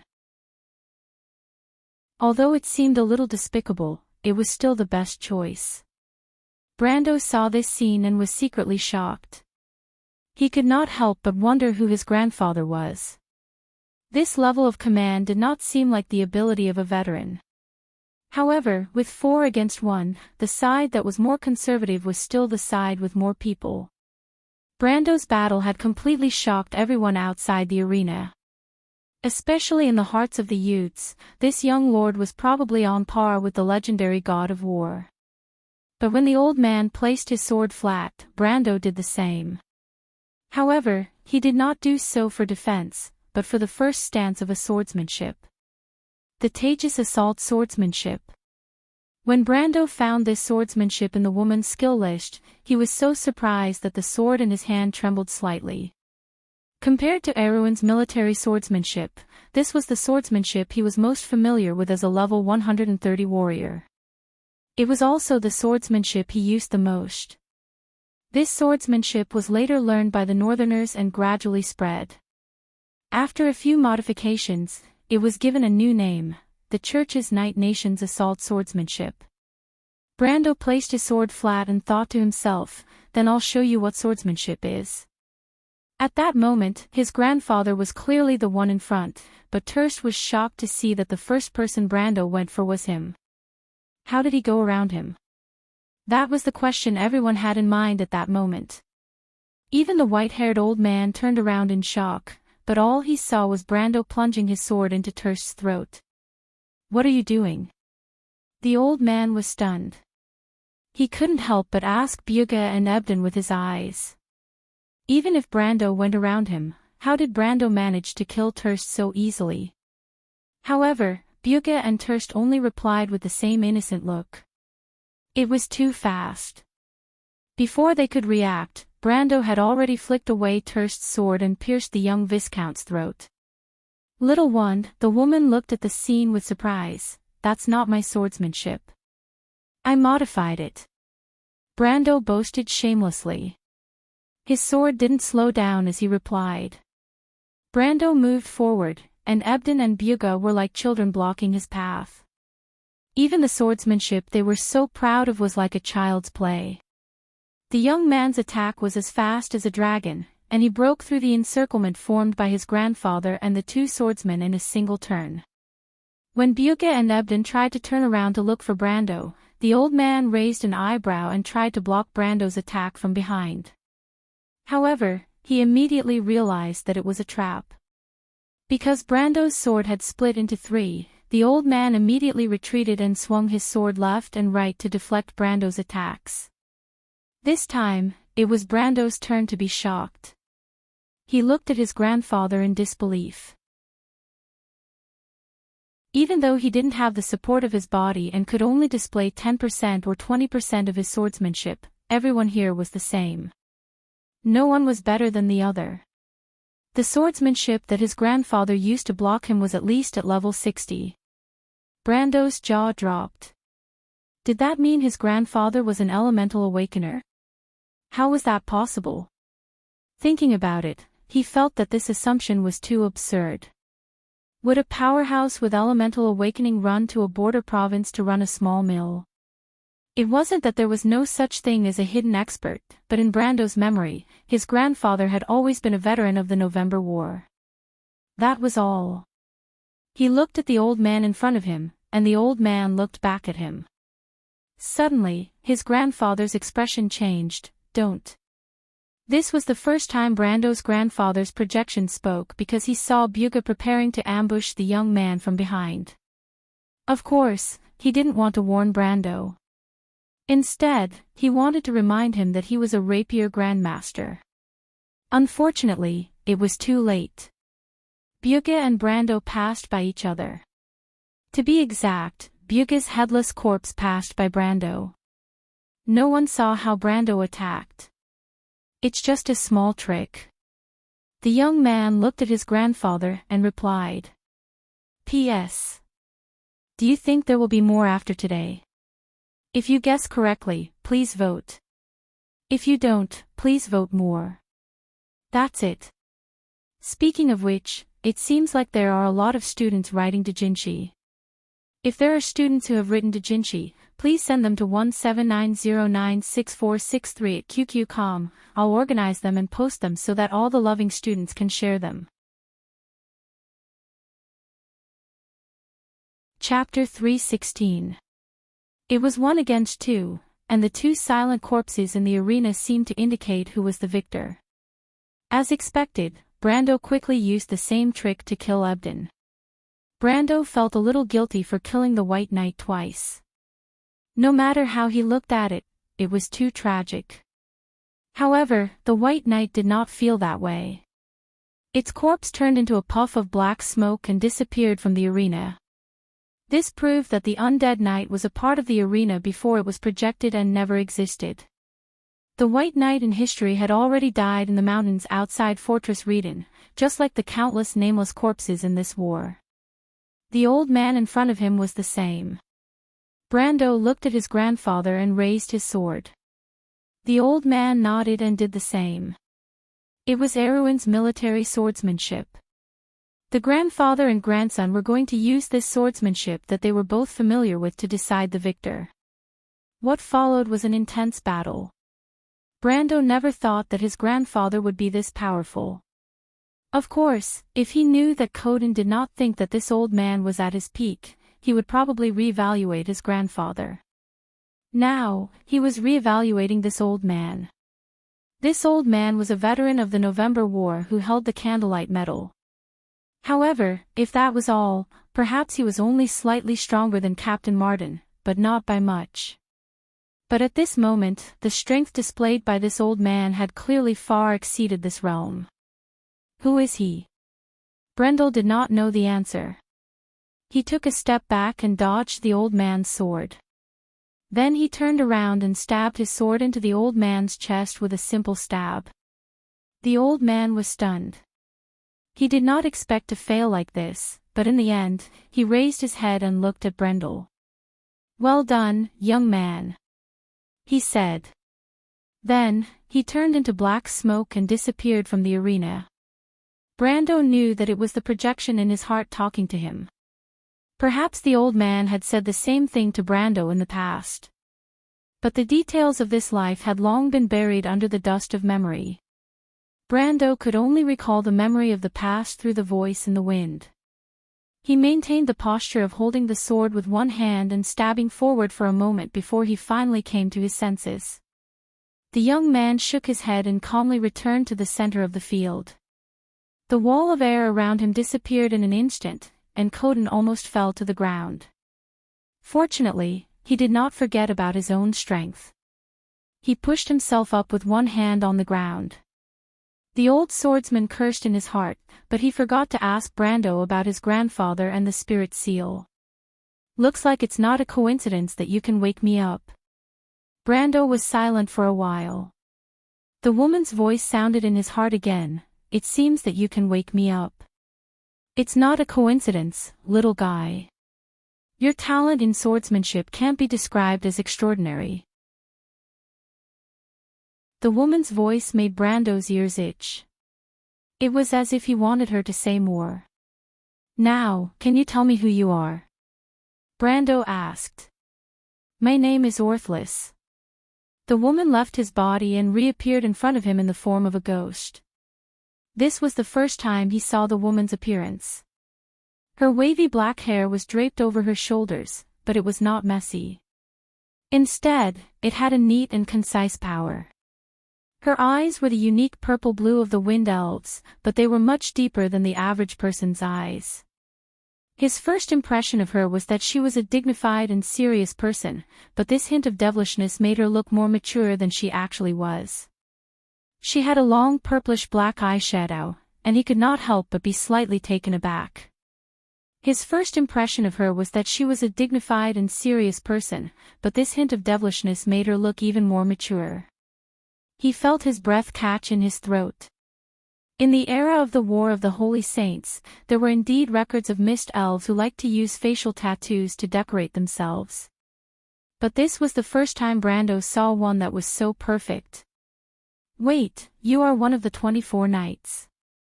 Then he reacted and immediately interrupted her. He had already guessed that she was a heroic spirit from the era of the War of the Holy Saints. But the 24 knights of Saint All the Wind Empress were different. The 24 knights who followed Saint All the Wind Empress were in fact the most outstanding heroes of the elven race. Of course, at that time, they were not called wind elves, but the mist elves, a race that was as famous as the silver elves. But these heroes had already fallen in the battle with the dark dragon. The last one to sacrifice was the Blade Knight, Orthless. She was also the founder of this profession. That was when the forces of justice were about to win and everyone saw the light at the end of the tunnel. In the Battle of the Grey Swamp, the youngest of the 24 knights, as well as the favorite disciple of Holy Archer Sonia, died in her own position in order to protect the Flame King's attack. In human age, she was only 16 years old.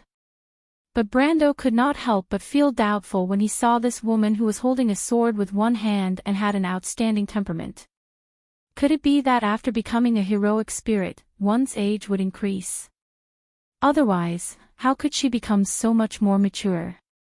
"Don't interrupt, little one," Orthless put her finger to her lips with a slight smile in her eyes. "Yes, I am that Orthless. But you can just call me Kaya, that's my nickname." "I thought." Brando looked at the woman curiously. "I didn't think that you didn't disappear, but became heroic spirits instead." Heroic spirits could not be created out of thin air, unless it was in a place like the Sanctum that had some of the attributes of the heroic spirit palace. For example, the the crimson palace of the holy cathedral of fire that nurtured the flame-beloved knight. But it was rare for a ring to have the ability of a sanctum. This only meant that the ring of the Wind Empress was worthy of being called a divine artifact. He paused for a moment and suddenly thought of something. What's a sealed spirit? Orthless nodded. Sealed spirit is the abbreviation for the soul of the Holy Seal. The Holy Seal is the Holy Seal of the Wind Empress. There are also the Holy Seal of Fire and the Holy Seal of the Earth. In our era, powerful souls are extremely precious. These unyielding and pure souls are also the best soldiers to fight against the Dark Dragon. The heroic spirit army? Brando tried to ask. Orthless nodded again. It doesn't matter if it's the Wind Empress or the Flame King. The power of the Holy Seal is actually the power of inheritance. This power comes from the dragon race. It's the same for the wise ones themselves. She looked at Brando. That was a cruel war. You'll understand if you experience it yourself. Brando naturally understood the cruelty of the War of the Holy Saints. He even thought of the Silver Elves' souls in the Chablis Mountains. They had also become heroic spirits and continued to fight against the Dark Dragon, even under Martha's orders. However, he was curious. This heroic spirit army was not mentioned in most of the history books. It was not even Orthless who told him about it. He had never even heard of it. Where did they go after that? Brando suddenly thought of a possibility. After the war, the 100 races established their own kingdoms. What happened to these heroic spirits? Did they return to the embrace of Mother Earth? The youth thought that the possibility of this was very small. Based on the Silver Elves' heroic spirits in Chablis, most of them might still be in this world. Orthless shook her head as expected. I don't know about that. Brando looked at her. This answer was not out of his expectations. Orthless sacrificed herself on the battlefield before the war ended, so it was normal for her not to know what happened after that. However, he did not care too much about this matter at the moment. It was already difficult for him to gain a foothold in the Erewhon Empire, so he did not have the time to care about these vague historical issues. Orthless did not seem to want to continue on this topic, so she continued. The so-called Soul Seal is because the power of inheritance is indestructible. The Wind Empress divided the divine ring into 24 subrings, and placed each of our souls into the subrings. We signed a contract with Lady Martha, and the purpose of our existence is to nurture the next generation of heroes for the forces of justice.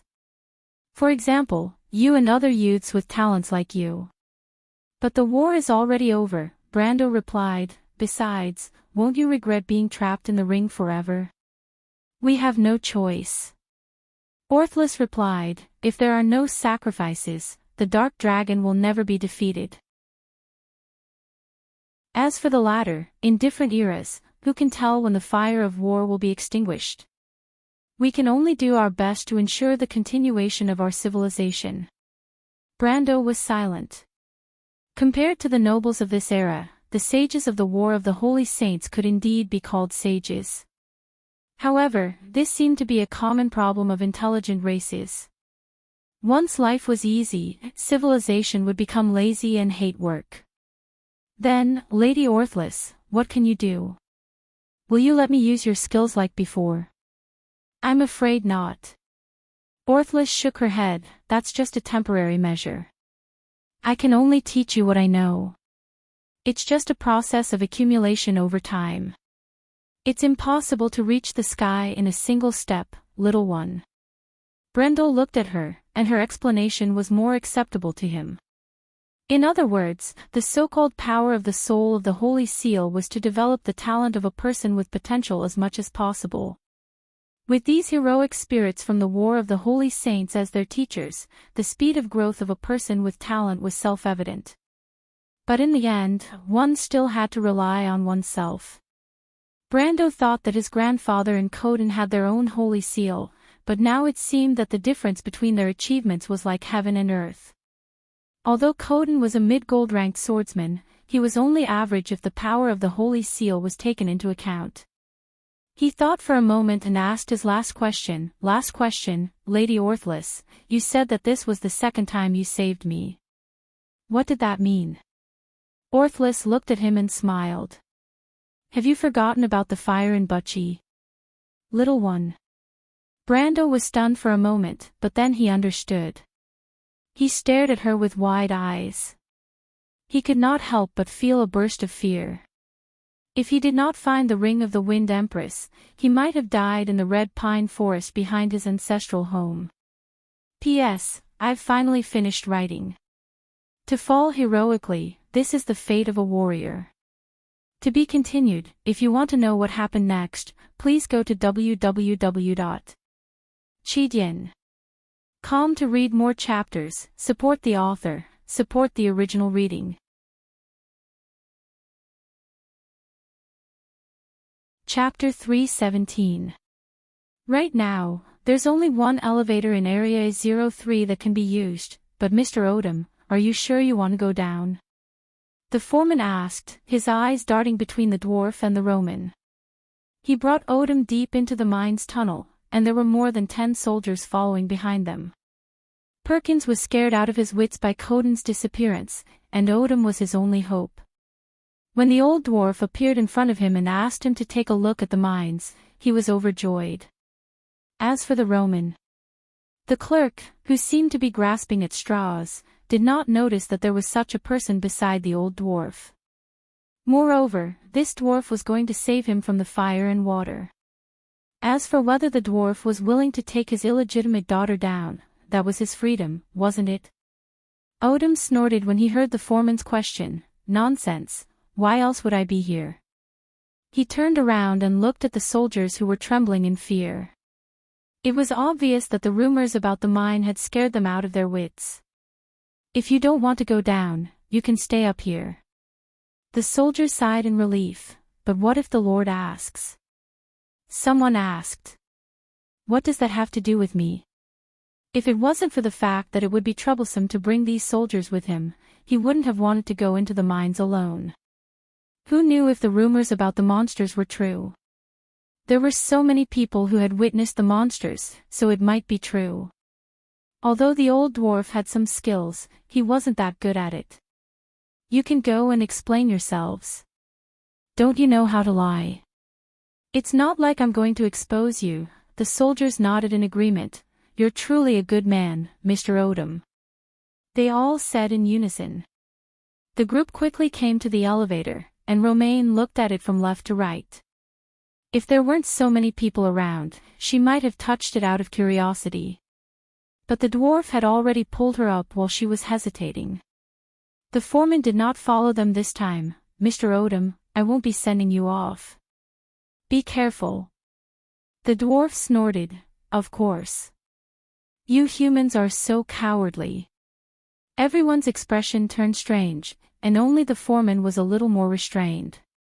He awkwardly asked, Mr. Odom, you know how to operate this machine, right? Nonsense.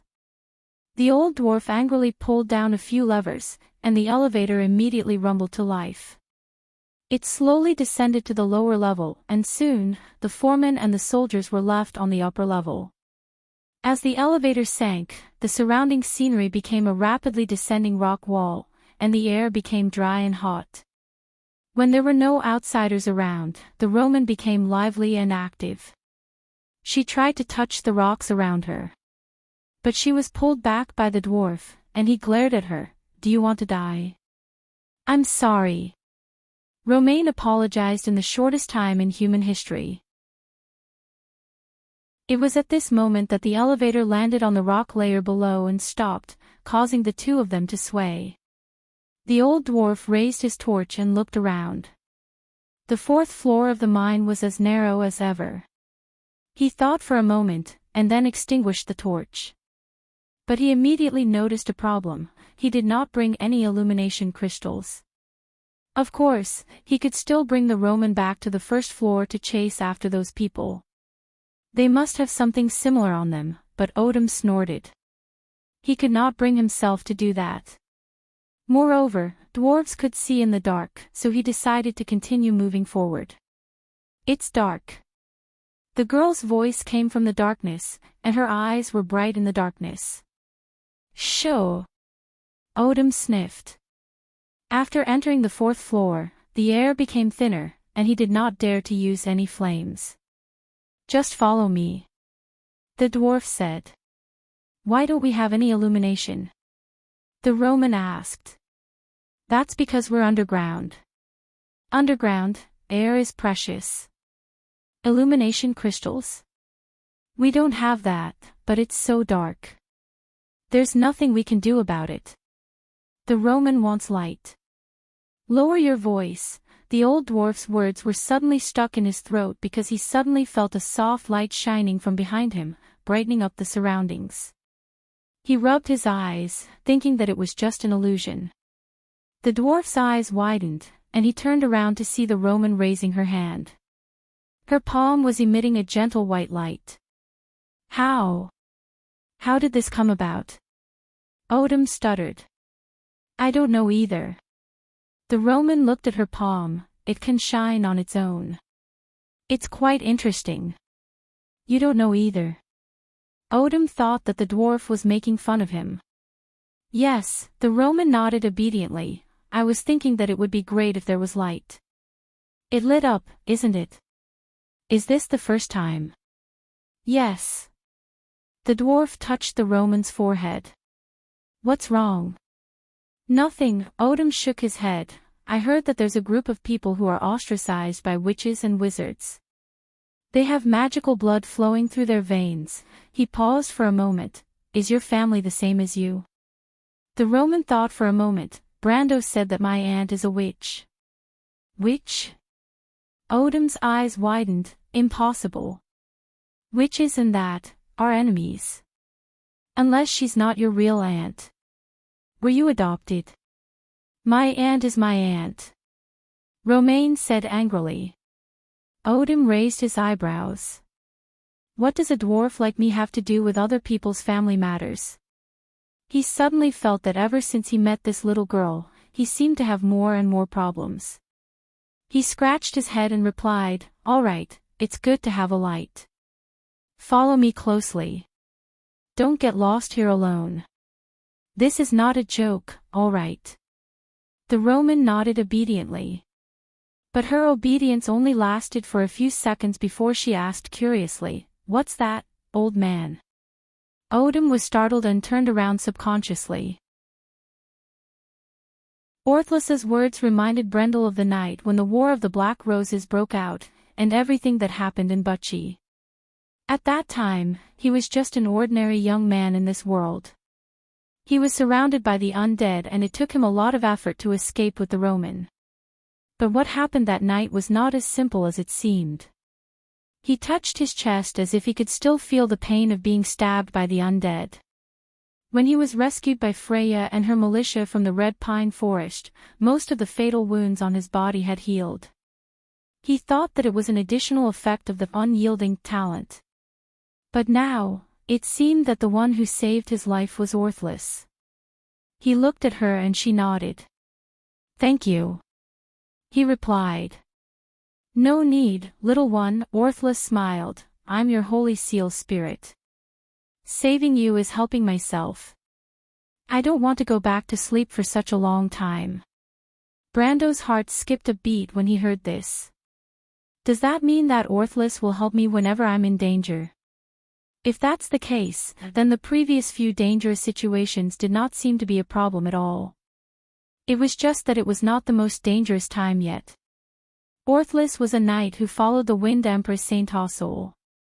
Although Brando had spent most of his time in the game and did not know much about the legendary King of the North, the Elven King Delo was someone who was as famous as the Flame King Gretel. Presumably, the Flame King's followers were at least at the peak of the elemental realm, and the 24 Knights of the Wind Empress would not be too weak. Brando felt a sense of satisfaction when he thought about having an NPC who was at least level 80 protecting him. He remembered that there was a quest in the Amber Sword where he had to escort a wizard from the Tower of Stars and Moon to investigate a forest that had been distorted by magic. In that quest, it was actually a low-level player working with a high-level NPC. The feeling of being led by an NPC was still fresh in his mind. It was the only time he enjoyed the thrill of crushing a dungeon of the same level. Brando could not help but sneak a glance at Orthlis. He didn't expect her to see right through him. The elf woman had seen through his thoughts. She closed her eyes and said solemnly, "But even so, the Holy Seal's spirit has been stripped of its power. Other than the inheritance of swordsmanship and some secret techniques, I don't have much power." "Don't expect too much, little one, huh?" Brendel's little scheme was exposed, and he felt extremely embarrassed, his face flushed red. But at the same time, he felt that it was a pity. Orthlis continued, "In the end, the Holy Seal's spirit only represents the power of inheritance.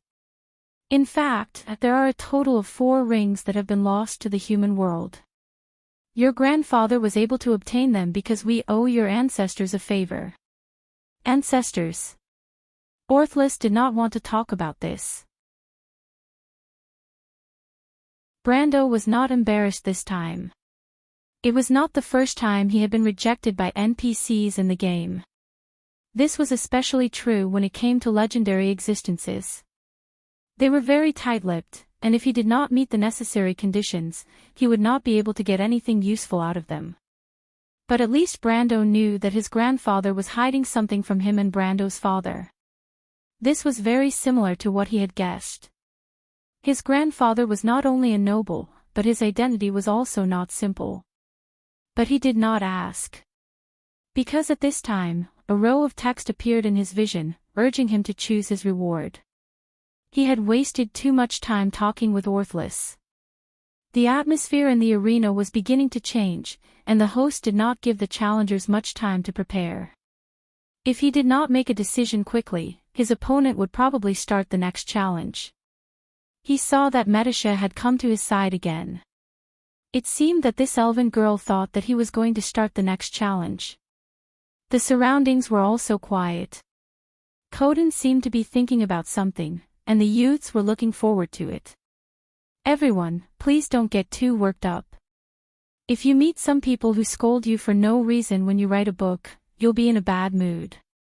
Authors are also human beings, social animals, and they don't exist outside of society, okay? I also want to stay at home and write my book, not caring about anything, and have someone deliver food to me every day. But is that possible? When I write a book, I value perfection. If I can't write a book that I am not satisfied with, then I will get stuck. Do you think I am willing to do this? If I can't update it, then all you have to do is read less. What do I lose? Money, fame, friends, and a lot more. Just to be clear, this book does not have any chapters in stock, and I can't keep any. I will publish as much as I can every day, and I will publish as many chapters as I can. Everyone is welcome to give your opinions, but please don't criticize me for no reason. I have my pride and tolerance. If you don't like this book, then you can choose not to read it. For example, some people from LK.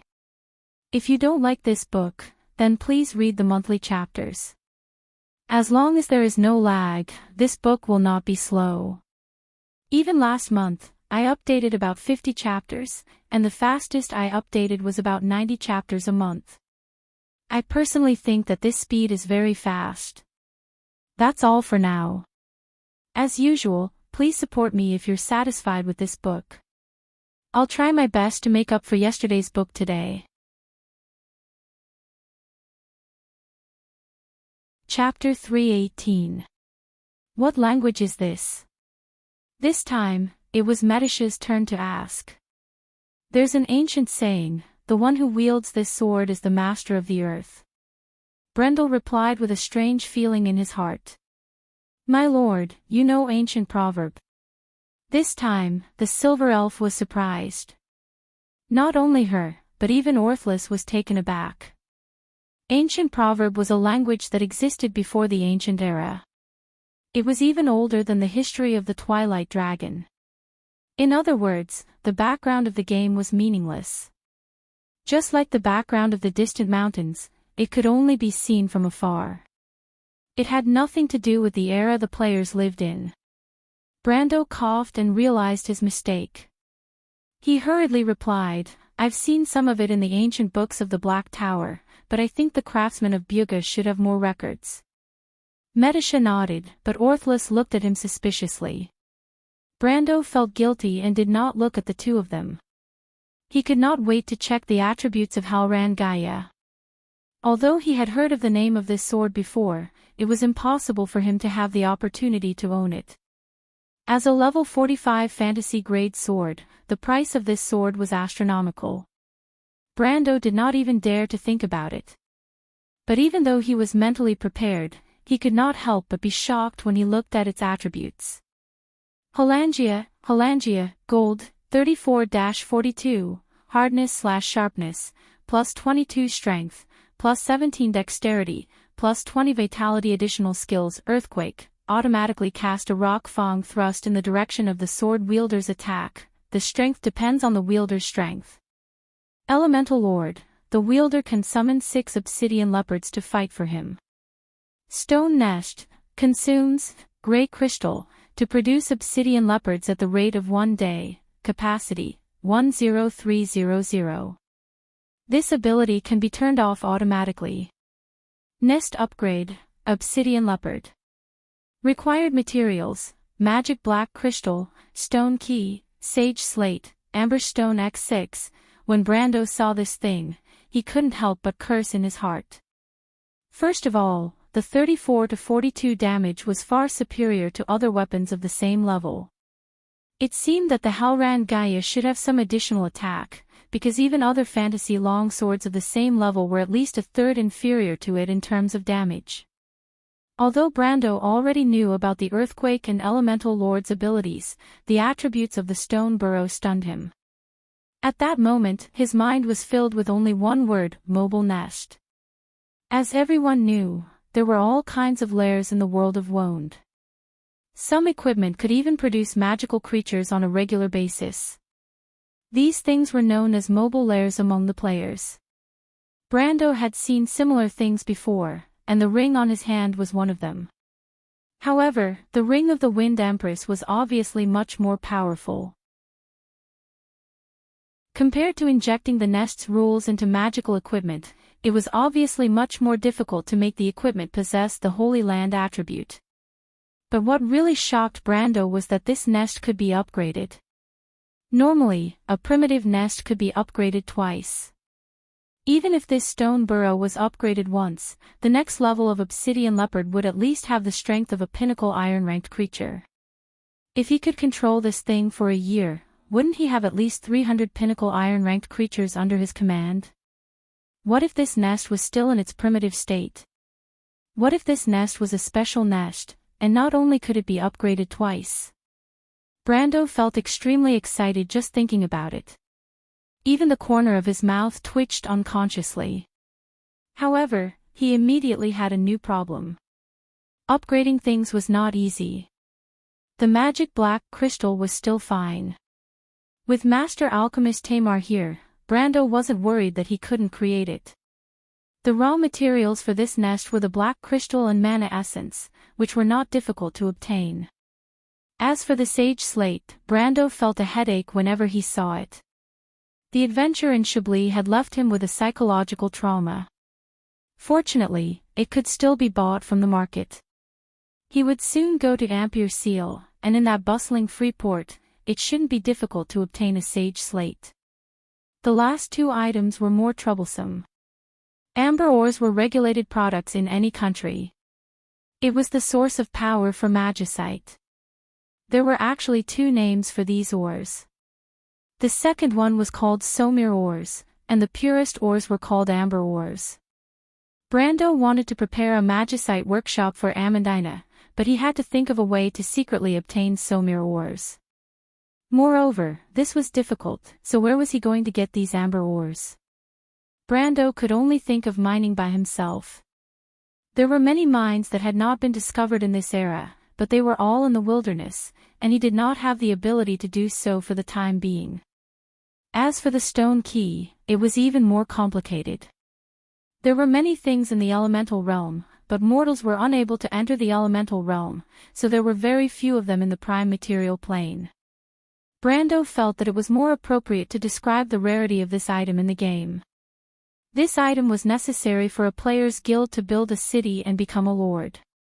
He patted his head, feeling a headache coming on. But it was at this moment that the loud voice rang out again. "Mortal, are you ready for the next challenge?" The voice was deafening, and it drowned out all other sounds in the arena. Everyone fell silent, and their attention shifted away from the sword in Brando's hand. Only then did they remember that they were still in this strange arena. Of course not. Brando was about to reply, but a voice stopped him at this moment. "Sir." He was very familiar with this voice. It was the voice of the skinny youth called Cohen. He turned his head and saw that the youths were still locked in the cages. Even though Cohen had rescued some of them, at least half of them were still locked in the cages. Brando looked at the skinny youth and guessed why he called out to him. But he did not intend to agree. First of all, he knew his own strength, and there was no way he could pass the 6th challenge. Rashly accepting the challenge would only result in failure. Secondly, he vaguely guessed that the appearance of the sanctuary had something to do with these youths. He had to admit that these youths were very brave. They knew that there was something strange in the mine, and yet they still dared to act recklessly. But since they had made a choice, they had to take responsibility for their actions. Their actions had even implicated others.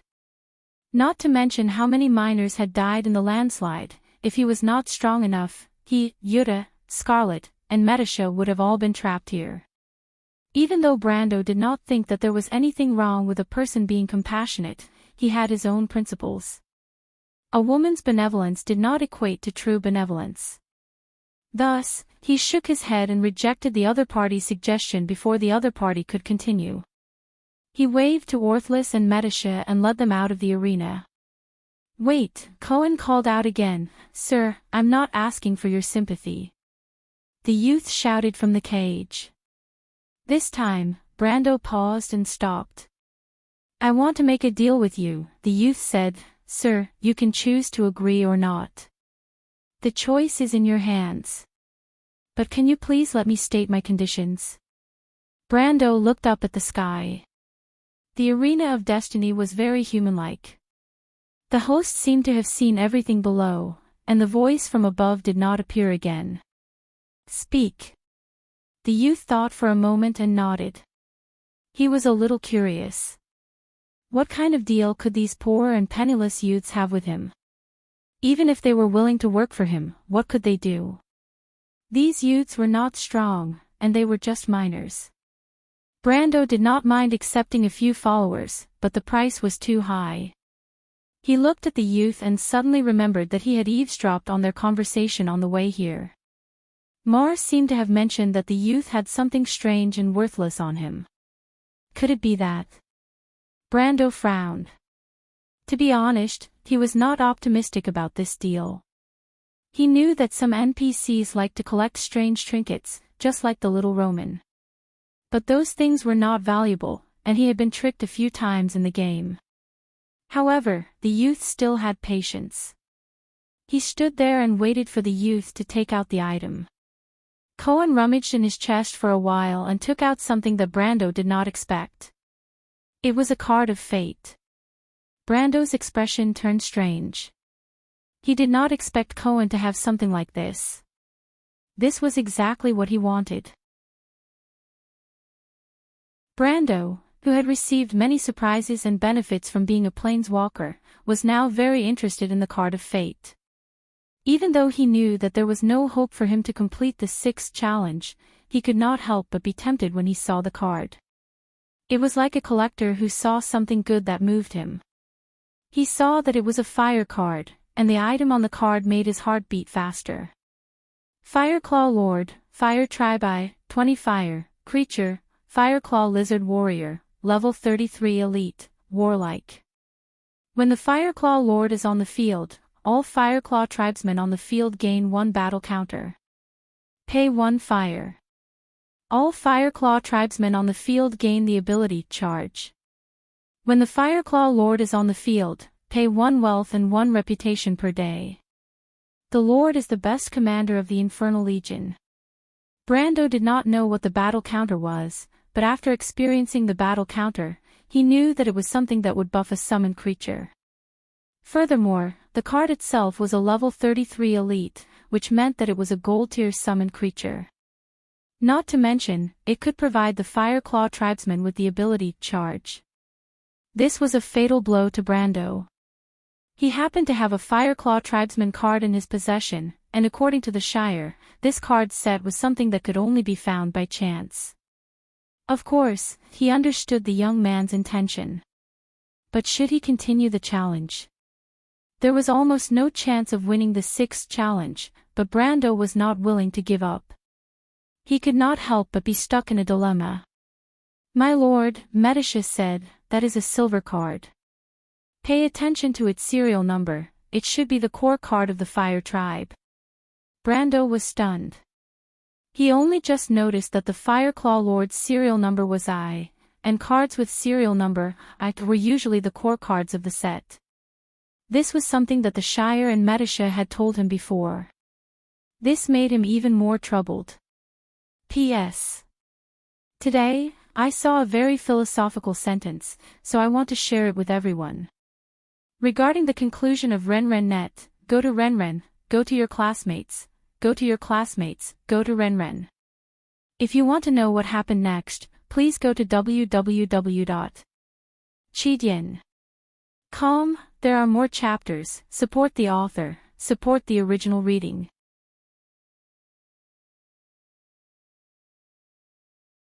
Chapter 319. But Brando knew that he would not be able to proceed to the next round. Although it was a pleasant surprise that he did not meet the Mithril Sage in the 5th round, it did not mean that the next round would be easy. The 6th round would undoubtedly be a battle between elementals, and Brando did not even need to think about it. Orthlis had already stated that she could not help him, and this time, he did not have the heroic spirits of the Silver Elves by his side, nor did he have a female dragon to help him. In a battle between elementals, it did not matter if it was him, Medisha, or the 2 clones of the Shire that he created with the Sphere of Eternity. Even if Scarlet recovered her strength and joined the battle, she would not have a chance of winning. The difference between the 2 levels was too obvious. That was why Scarlet could not even withstand a single blow from the Angel of the Earth. Therefore, Brando did not think for too long and immediately accepted the system's request. The roulette once again appeared in front of him. He tapped it with his finger, and the needle quickly began to spin. However, when it slowed down, it once again passed the blood-stained altar and stopped on a card named Myriad Phenomena Forest. Damn! Brando cursed. It seemed that his luck was as bad as always. He could not help but wish that Softy was here. But it was not the time to summon Falerne. There were also a lot of things waiting for them to deal with in Abes. He stretched out his palm and let the gray non-attribute card fall into his hand. On the surface of the card was written as follows: Vientiane Forest, Myriad Wonders 3, 30 any, Treasure, Sanctum Fantasy, Attach, add 3 equipment counters to target creature, Dwarf, Kurlutzian. The dwarf's treasure vault, dazzling gold. When the card fell, Orthlis saw it too. The elven woman's purplish blue eyes flashed, but she thought for a moment and did not say anything. Brando's mind was focused on the card in his hand, and naturally did not notice the reaction of the Holy Seal spirit. Instead, he asked the others in his mind when he received the card. What is the meaning of this counter? My lord, did you get something good again? A slightly relaxed voice sounded in his mind. It was the Shire's voice. Brando was surprised. The Shire was still in Abes. He quickly asked, "You can hear me?" Of course. The Shire shrugged his shoulders in Brando's mind. I'm the main card, Medisha and the Nightsong Tiger should be able to hear me. My lord, you didn't specify who to ask that question. There's no limit to the distance between a planeswalker and a summoned creature. How's the situation on your side? Brendel asked. What's the situation on your side? My lord, why don't you guess? Charles purposely kept him in suspense. There's a guy here who's full of doubts about your identity. He's waiting for you to come back and educate him. There's a guy waiting for me to teach him a lesson. Brando was secretly puzzled by the Shire's words, but he was never one to let others lead the conversation. He simply ignored the Shire's actions and asked, then, can someone explain to me what this thing is? He pointed at the card in his hand. Equipment counters are used to strengthen a card's combat power. My lord, is the card in your hand a bronze or silver card? Seal did not mind Brendel dropping the topic. The two of them had a tacit understanding between them. Bronze. Brando replied. Bronze equipment counters, each one can increase a summoned creature's natural level by about 5. This was Medicia's voice. The silver elf girl was sent out of the arena by the previous rules, and she was now opposite Coden. What's a natural level? Brando asked again. The natural level should be the level of the summoned creature on the card. The Shire replied. Level on the card. Brando's heart skipped a beat. It seemed that the cards of fate were the only item in this world that mentioned a creature's level. In many places, whether it was this era or the Dark Ages, people were already used to using the realm to determine the strength of a creature. Gold realm, silver realm, or elemental activation, but there was never a mention of a certain person's level. This was because it was more like a term used in the game. Brando was suddenly awakened. He could not help but look at the card in his hand. For the first time, he wondered if this thing had anything to do with his arrival in this world. He had never seen something like the cards of fate in the game. Even though the cards of fate would become part of the rules after being unsealed, and only the summoner could see them, what about the unsealed cards? But he knew that now was not the time to think about this. He suppressed his doubts and thought of another card he had. It was the golden battle flag, which also increased a creature's natural level. But Brando had not used that card since he got it. Because the golden battle flag could only increase the level of all his summoned creatures on the field by 1 level, he had to pay 5 light EP for it. Not to mention that he was already lacking in light EP, the significance of this thing was not that great. What was the use of 1 level for a summoned creature? Of course, perhaps in the future when he could maintain a large number of summoned creatures on the field, this 1 level might become more significant, but at least not now. Now it seemed that this nature's collection was much more useful than the golden battle flag. Thinking of this, he turned the card over and asked, the Shire, can you use this card? According to the requirements of the card, Medicia as an elf naturally could not, but the Shire was a human. You have to show me the card, my lord. The Shire replied. Brando immediately read the card in his mind. After about a few seconds, the young wizard opposite him shook his head. I can't, my lord. Why not? Brando asked in surprise. I'm a Highland wizard, my lord. Our branch is divided from the Silver Alliance. Even though we have mixed blood with the Erewhon people for generations, we are still descendants of the Buga people. I see. Brando let the card disappear from his hand and felt a little regretful. Then I'll have to put this card aside for now. No. Medicia replied, my lord, there are people in your card who can use it. Who? The young man was stunned. The Nightsong Tiger and his people. Wait, Brando was stunned. Furlern and Tia are wild elves, and there are also barbarians and Highlanders among the mercenaries of Lopez. Medicia is right, my lord, the Shire spoke. The Nightsong Tiger is the main card. The Nightsong Tiger is a Lopez person, and the Lopez people are also a branch of the Cruz people. In other words, as long as the main card matches the description of the group's summoning card, it's fine. Brando asked. Yes. Brando was relieved. The Shire would only be at the pinnacle of gold rank even if he increased his level by 15. However, if the Lopez mercenaries increased their level by 15, they would be at level 30, and they would be on the verge of breaking through to silver rank. This difference in strength was huge, and it meant that he had a team of generals under his command. That was not bad. He snapped out of his thoughts and looked up to see Orthless staring at him. He could not help but feel a little guilty. Because he had his own small world, he often had to be absent-minded in front of others. It was fine if it happened once or twice, but if he was always in a daze and others mistook it as a natural attribute, then he would really be embarrassed as a man. Of course, there was no such adjective in this world. However, Brando always felt a little guilty in front of Orthless. Her temperament was similar to his senior, and if she was here, Brando was sure that she would have laughed at him for being a natural airhead. "I'm sorry," he explained, "I thought of a problem." The woman smiled and nodded in understanding. At this time, the loud voice in the arena finally sounded again, "Mortal, you have passed the test. You will receive a reward." Brando looked up and saw the sword in the middle of the arena suddenly vibrate. It broke free from its shackles and flew straight towards Brando. Everyone cried out in surprise, but Brando raised his hand and firmly grasped the hilt of his sword. The sword was trembling in his hand. Brando felt a majestic power rising from the depths of his heart.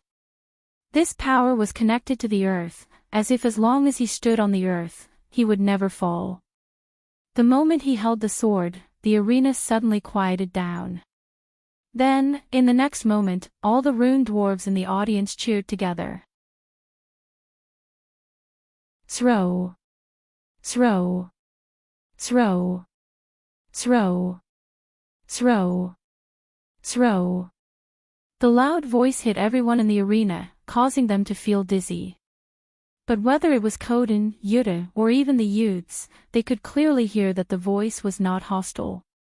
It was more like it was supporting something. The voice gradually became louder and louder. Brando stood there, holding the sword and bathing in the cheers. He could not help but have a feeling in his heart. It was as if he had been crowned king with the sword in his hand. But he shook his head to get rid of this thought. He turned to Medisha and asked, "What are they talking about?" Zero is the ancient dwarven language. It is actually a person's name, the ancient great emperor of the rune dwarves, Zero. Later, this name was used to refer to all the kings above the great emperor. King. Brando raised the sword in his hand. Indeed, there was a small line of words carved in the ancient language. Because the game designers were lazy, the small amount of words in the so-called ancient language that appeared in the game was actually replaced with words from the real world. The words carved on the sword were English. This made Brando feel very strange when he saw these familiar words. P.S. I feel much better now that I've complained about it. I'll continue to ask for support and apologize to my injured classmates.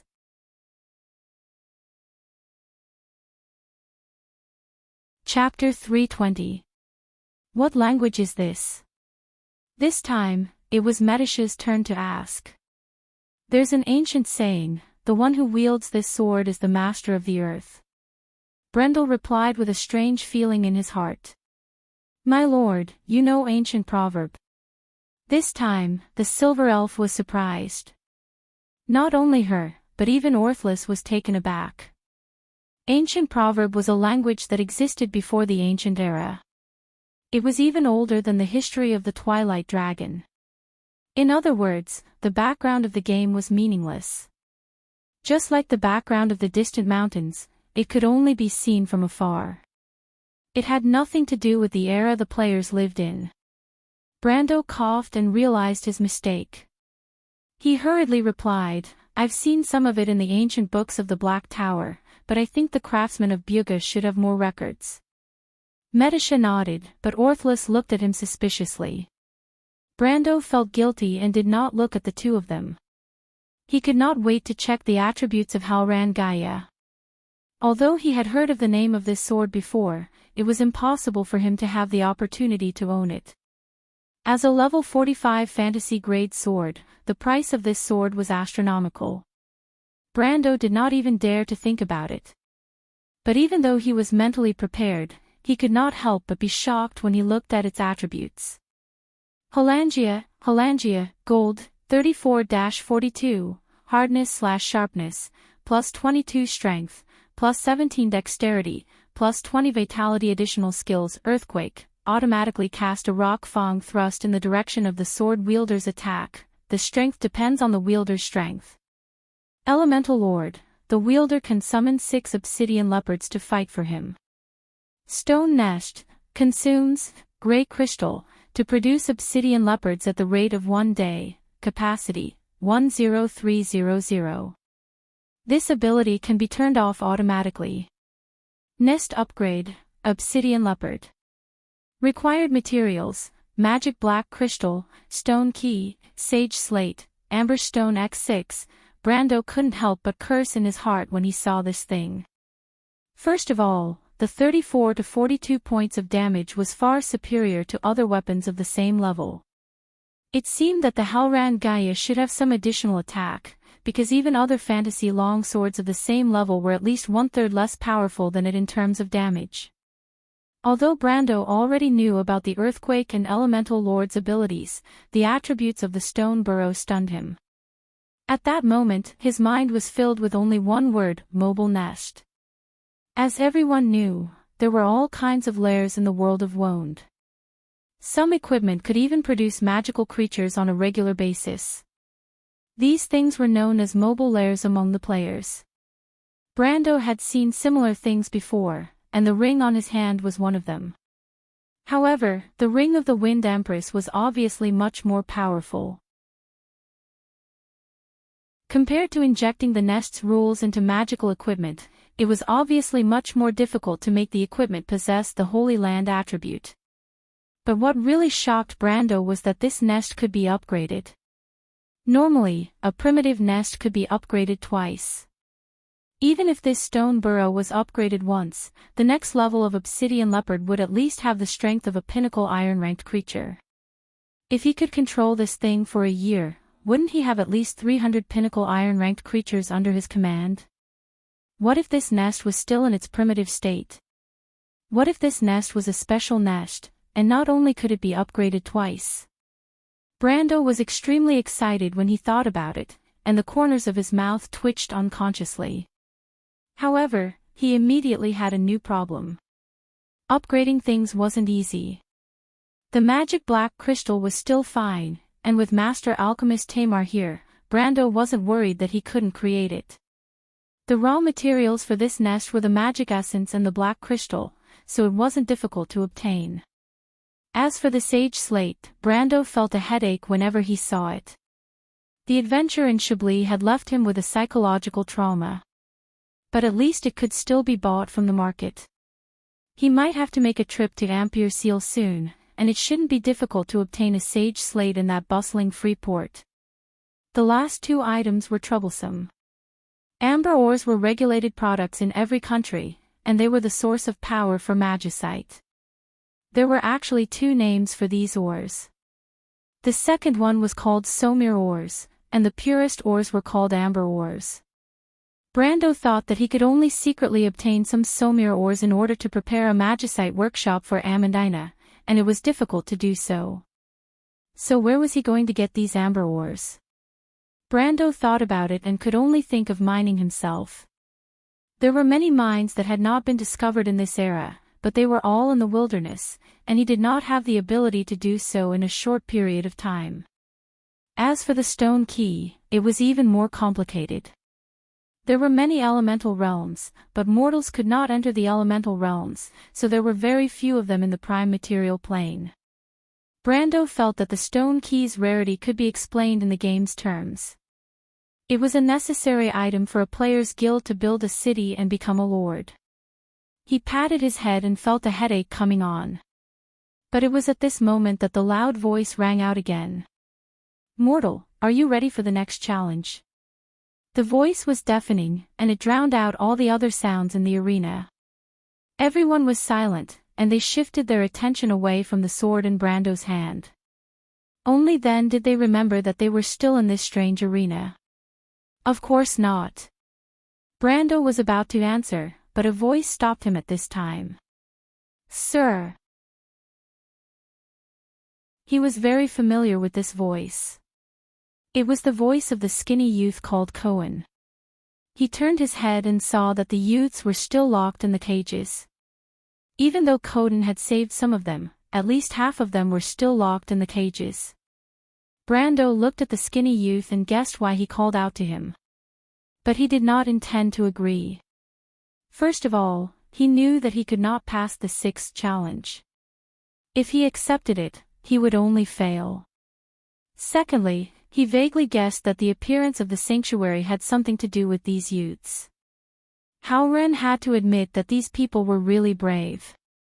They knew that there was something strange in the mine and yet they still dared to act recklessly. But since they had made a choice, they had to take responsibility for their actions. Their actions had even implicated others. Not to mention the number of miners who died in the landslide. If Howren was not strong enough, he, Jana, Scarlet, and Medusa would have been trapped here. Brando did not think that there was anything wrong with a person being compassionate, but he had his own principles. Being soft-hearted did not equate to being merciful. Thus, he shook his head and rejected the other party's suggestion before the other party could continue. He waved to Orthlis and Medusa and led them out of the arena. Wait, Cohen called out again, Sir, I'm not asking for your sympathy. The youth shouted from the cage. This time, Brando paused and stopped. I want to make a deal with you, the youth said. Sir, you can choose to agree or not. The choice is in your hands. But can you let me state my conditions? Brando looked up at the sky. The arena of destiny was very human-like. The host seemed to have seen everything below, and the voice from above did not appear again. Speak. The youth thought for a moment and nodded. He was a little curious. What kind of deal could these poor and penniless youths have with him? Even if they were willing to work for him, what could they do? These youths were not strong, and they were just miners. Brando did not mind taking in some followers, but the price was too high. He looked at the youth and suddenly remembered that he had eavesdropped on their conversation on the way here. Mar had mentioned that the skinny youth had something strange and worthless on him. Could it be that? Brando frowned. To be honest, he was not optimistic about this deal.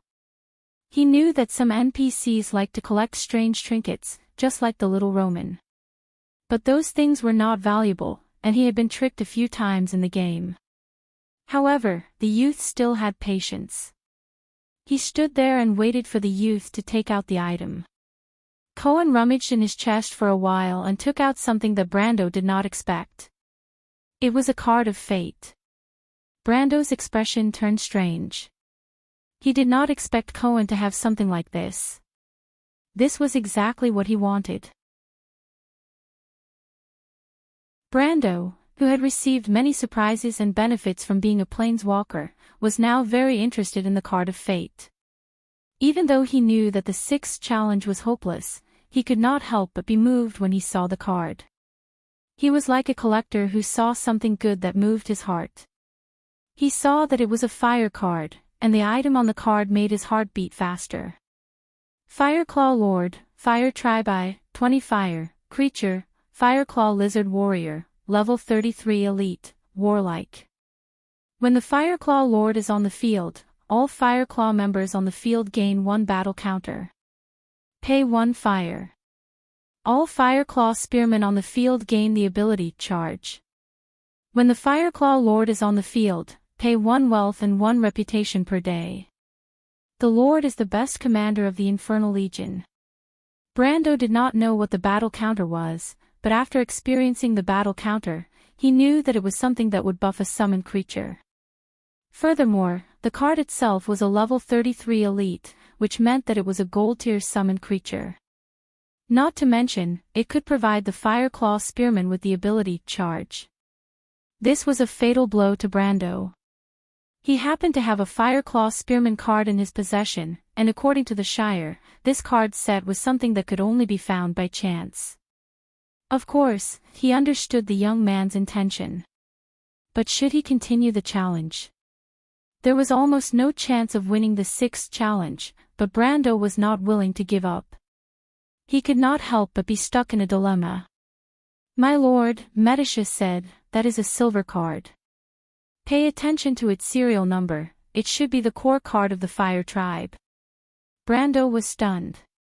He only just noticed that the Fire Lord card in the set was I, and cards with the serial number at were usually the core cards of the set. This was something that the Shire and Medisha had told him before. This made him even more troubled. If you want to know what will happen next, please log on to www.chidien.com and read more chapters. Support the author, support the legal reading. Translator, Endless Fantasy Translation Editor, Endless Fantasy Translation Editor, Endless Fantasy Translation Editor, Endless Fantasy Translation Editor, Endless Fantasy.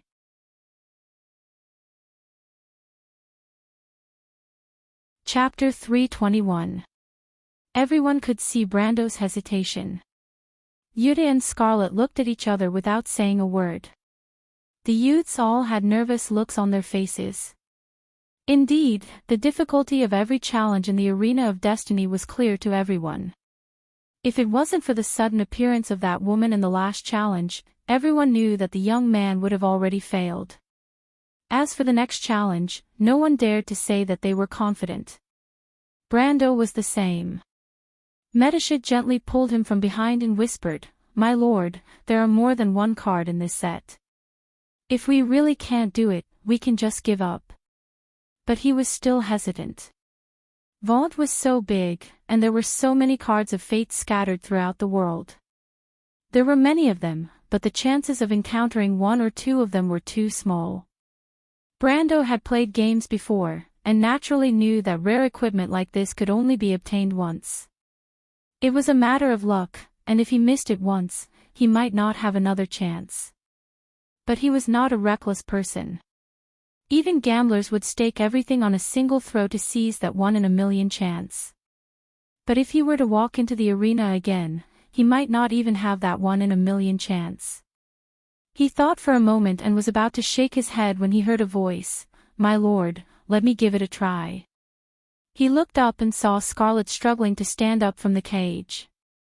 The girl's complexion did not look too good, but she still insisted on frowning. "My lord, I feel that I've recovered some of my strength, and I haven't challenged anyone yet."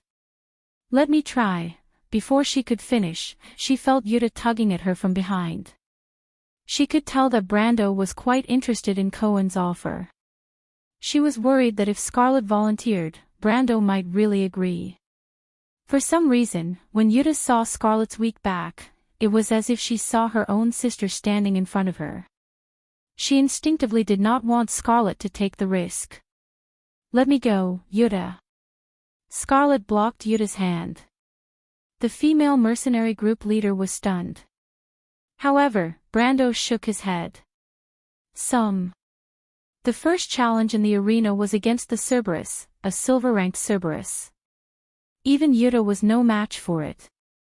What use would a red-haired girl who had recovered some of her strength be? He could tell that Scarlet was at most a silver beginner at this time. "No." Brando answered without much thought, "I can't let you take the risk." But Brando did not intend to pay attention to Scarlet, but no matter how important the cards were, they were not as important as the people around him. Gambling with people's lives, Brando did not have the habit of ignoring life like those nobles. Moreover, if Scarlet was locked in the cage again, would he save her or not? Brando shook his head and rejected Cohen's suggestion. He looked up at Cohen and shook his head regretfully. Then, he looked at the sky above the gladiator arena and was about to reply, "Brando, you're here." A voice that no one had expected rang out. The crisp and pleasant voice made Brando's heart beat wildly. Why was she here? He couldn't help but turn around subconsciously. Sure enough, he saw that familiar face, which was also filled with surprise. The merchant girl had her hands on her purse and walked in from the other side of the arena. She was with a dwarf, and Brando recognized the dwarf. He remembered that his name was Odin, and he should be a descendant of the rune dwarves. He had seen him once at the Trout in the Forest bar. But why was the Roman with him? Brando's mind was filled with questions. Odin did not pay attention to the people around him. The old dwarf raised his head and looked at the surrounding buildings with his eyes wide open. It was as if he was completely immersed in it. Brendel, unlike him, Roman's attention was completely focused on Brendel from the start, and he did not even spare a glance at anyone else. The look of surprise on the merchant lady's face quickly turned into a look of deep worry. She blinked and her eyes turned red. In fact, this was the first time Brando saw the Roman showing such worry in her eyes. I'm so worried, Brando. Aunt isn't here, and if something happens to Brando. The girl's words softened Brando's heart. He wanted to ask her why she was here, but where were the two angels? Naturally, he could not bring himself to ask that. The Roman lowered her head and put her feet together. She unconsciously tapped her leather shoes against each other. The Roman came here secretly. Brando, are you going to scold me now? Even though she said that, the mischievous girl was still sneaking glances at Brendel from the corner of her eyes, as if she was extremely afraid. Brando could not reprimand her when he saw her like that. Moreover, the Roman did it for his sake. He wanted to teach her a lesson so that she would not run around in the future, but now was not the time. The young man did not know whether to laugh or cry as he shook his head and his complaints disappeared with the wind. But a new problem arose. Logically speaking, anyone who entered this place would have to accept a challenge.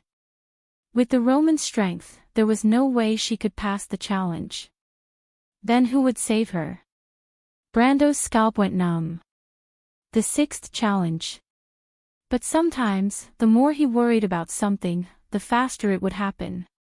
At this moment, the voice from above came unexpectedly. New challenger, do you want to accept the challenge? The Roman looked up in confusion. She turned her head and looked left and right as if trying to find where the voice came from. Little Roman, give up. Brando gritted his teeth and reminded her. No matter what, he could not leave her here alone. This girl was the first person he met when he came to this world.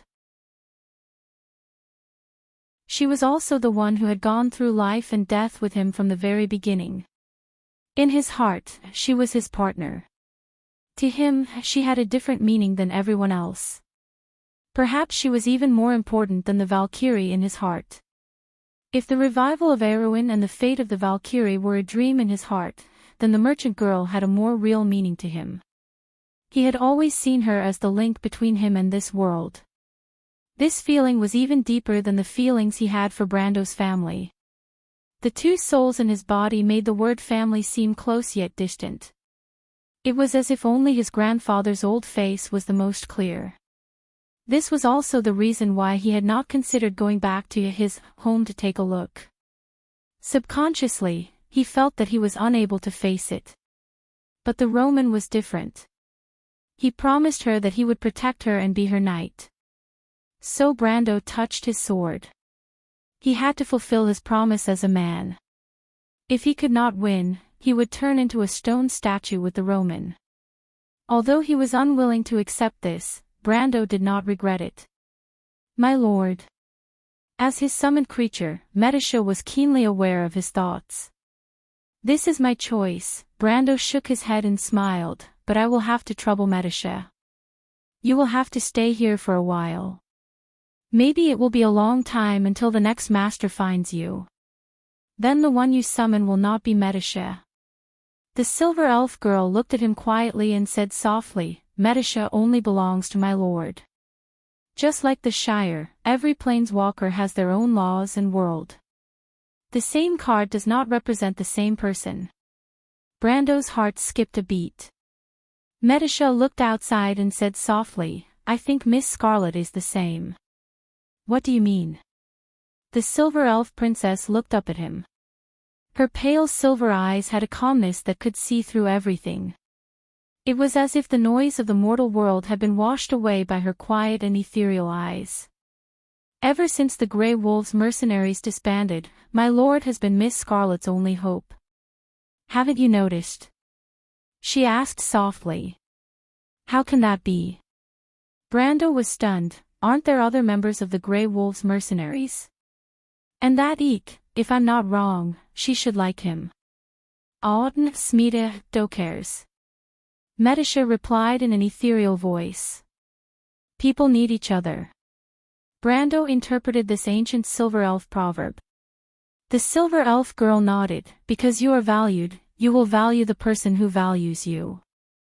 There are not many people in this world who can truly be your friend, so we will cherish this hard-won mutual understanding. If Miss Scarlet can feel the importance, then so can Medisha." The silver elf princess smiled. "I only have an illegitimate child, but by my lord's side, I can feel true respect and courtesy. This is a joy that comes from the heart, and Medisha cherishes it." She smiled and nodded. "Thank you, my lord. So please don't feel guilty." Brando nodded and looked at the Roman. The merchant girl clearly did not understand the current situation. She looked at the serious Brando in a daze. "What's wrong, Brando? Did the Roman do something wrong?" "No." Brando shook his head. "Compared to doing good with bad intentions, I think doing bad with good intentions is more adorable," he said, "because the former can only become worse, while the latter can become better, isn't that right?" He drew his sword. The surroundings quieted down. Cohen thought for a moment and kept the item in his hand. He did not say anything more. After experiencing it once, everyone knew the rules here. They obviously understood the situation Brando was in now. That young lady was obviously the one he loved. So how should he choose? As for whether or not they would be saved, Cohen suddenly felt that it wasn't too important at this moment. Because if Brando wanted to save them, he would have to go through the 7th challenge, but that was obviously impossible. Without hope, it would not seem so hopeless. P.S. Everyone, how many chapters can you update in a few days? The encouragement and support from everyone in the book review and comments section is making me cry. To be continued. If you want to know what will happen next, please go to www.chidian.com. There are more chapters. Support the author, support legal reading.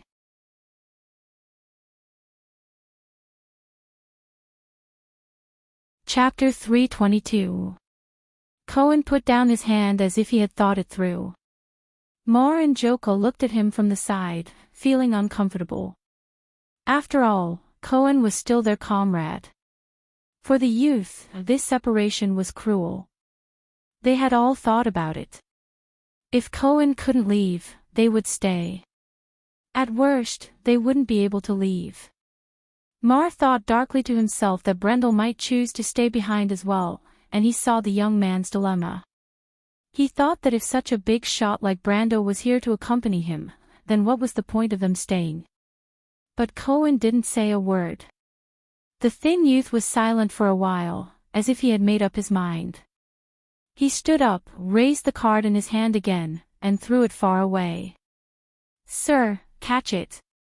Cohen looked at Brando and shouted with all his strength. Brando turned his head and looked at him in surprise.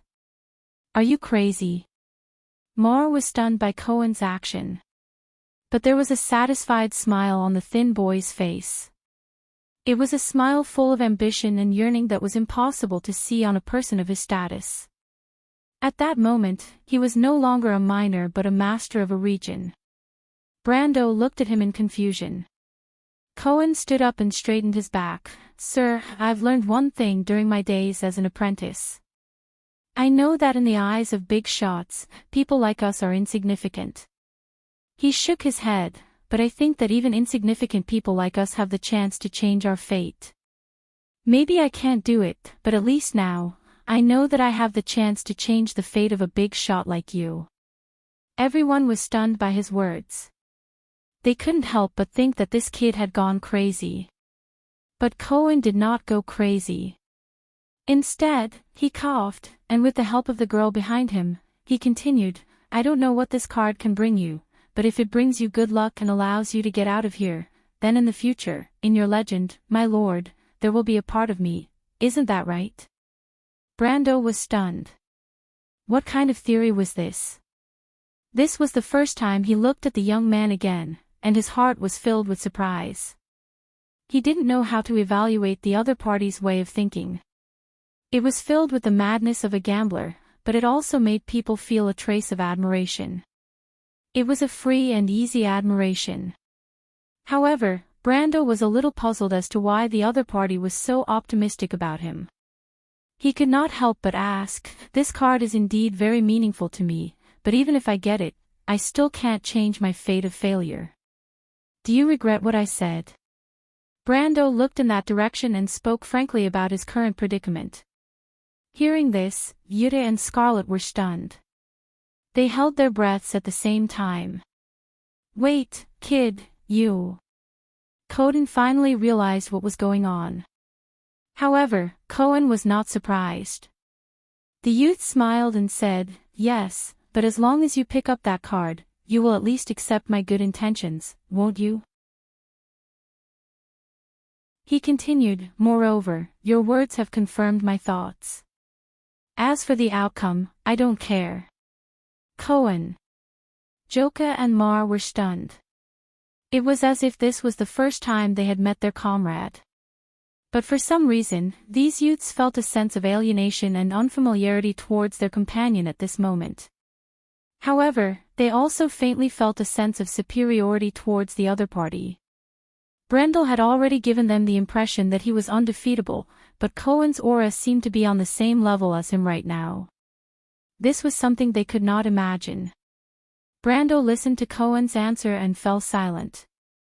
He thought that anyone who had such thoughts was either a madman or a true expert. However, when he looked at this young man named Cohen, he didn't look like a madman, nor did he look like a big shot. "But wait, what's your name?" Brando suddenly asked. "Cohen. Kvana. My name was given to me by my mentor." The youth answered. "Lord Kvana." It really was him. Brando finally understood. In history, Kvana grew up in the countryside of Tonajol, but he did not expect him to grow up in the mines. Brando immediately thought of the game. Kvana must have used this quest line to reach the peak of power. But what was it that changed his fate? Was it just the cold steel ores? Or was it something else? In history, Lord Kvaner had replaced Count Randner and became the King of Randner. His rise from a commoner to a duke was a living legend, and there was no record of him dying in the mines of Schaflund. Then, did this mean that there was still a chance? Or did history change because of his arrival? Brando's hand that was holding Halrand Gaia's hilt trembled slightly. For the first time, he was uncertain about the future. But when Roman heard the conversation between the youth and Brendel, and saw the youth's confusion, he could tell that something was wrong even if he was a carefree person. She frowned worriedly. "Brando, what should I do?" "Give up the challenge, Roman." Brando regained his senses and replied.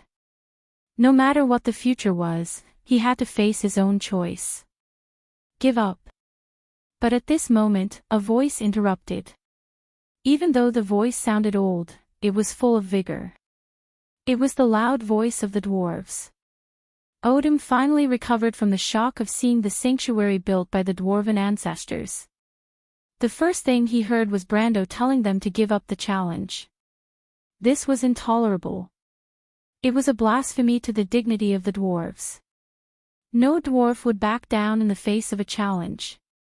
That was the action of a coward.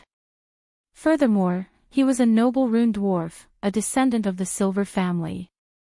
Not to mention, this place was the hall that carried the souls of his ancestors. Countless souls of his ancestors were hovering above this sanctuary, watching everything that was happening below. How could he back down?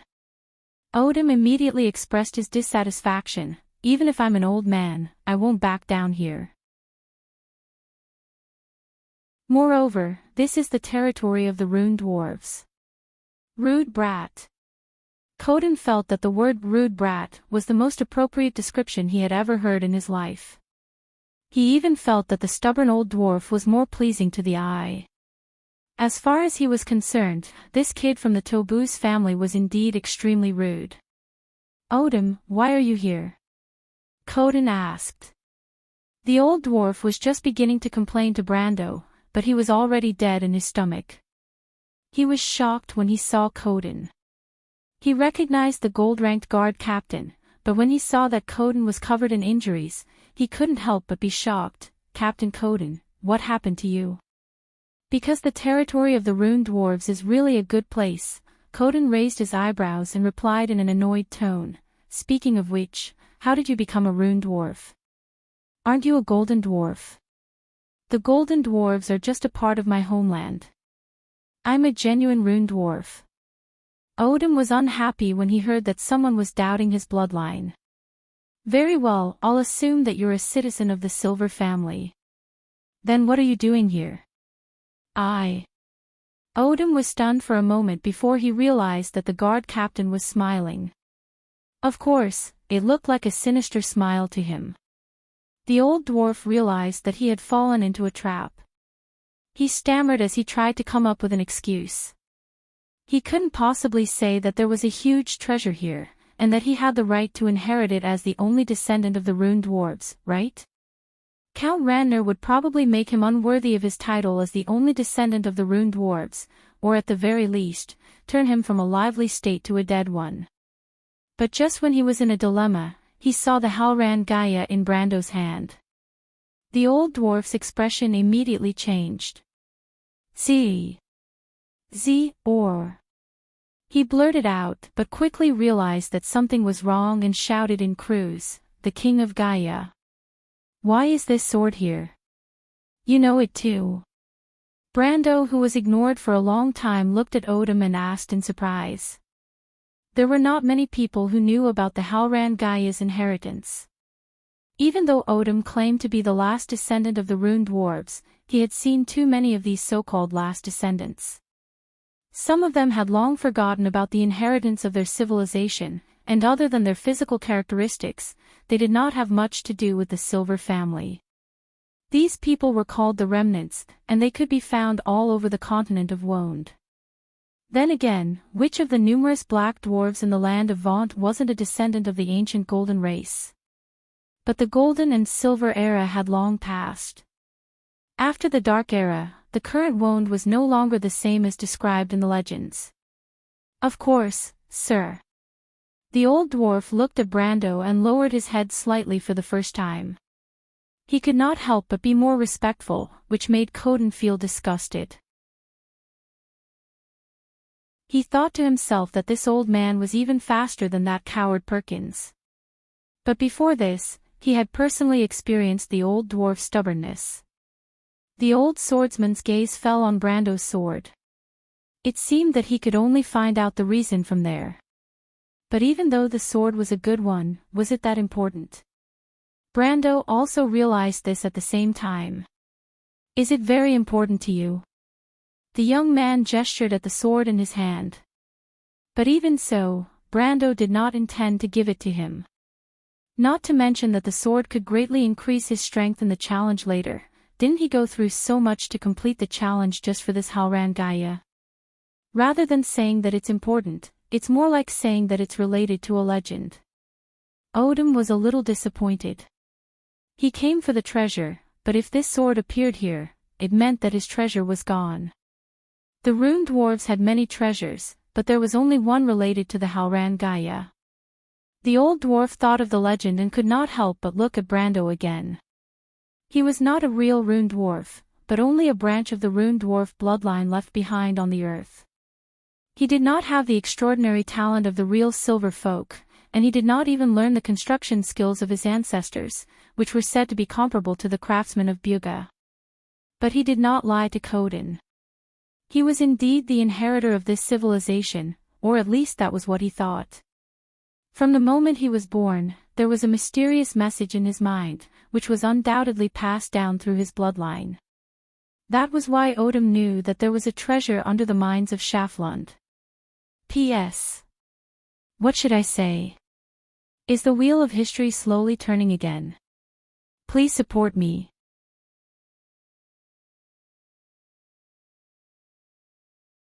Chapter 323. Cohen put down his hand as if he had thought it through. Mar and Joka looked at him from the side, feeling uncomfortable. After all, Cohen was still their comrade. For the youth, this separation was cruel. They had all thought about it. If Cohen couldn't leave, they would stay. At worst, they wouldn't be able to leave. Mar thought darkly to himself that Brendel might choose to stay behind as well, and he saw the young man's dilemma.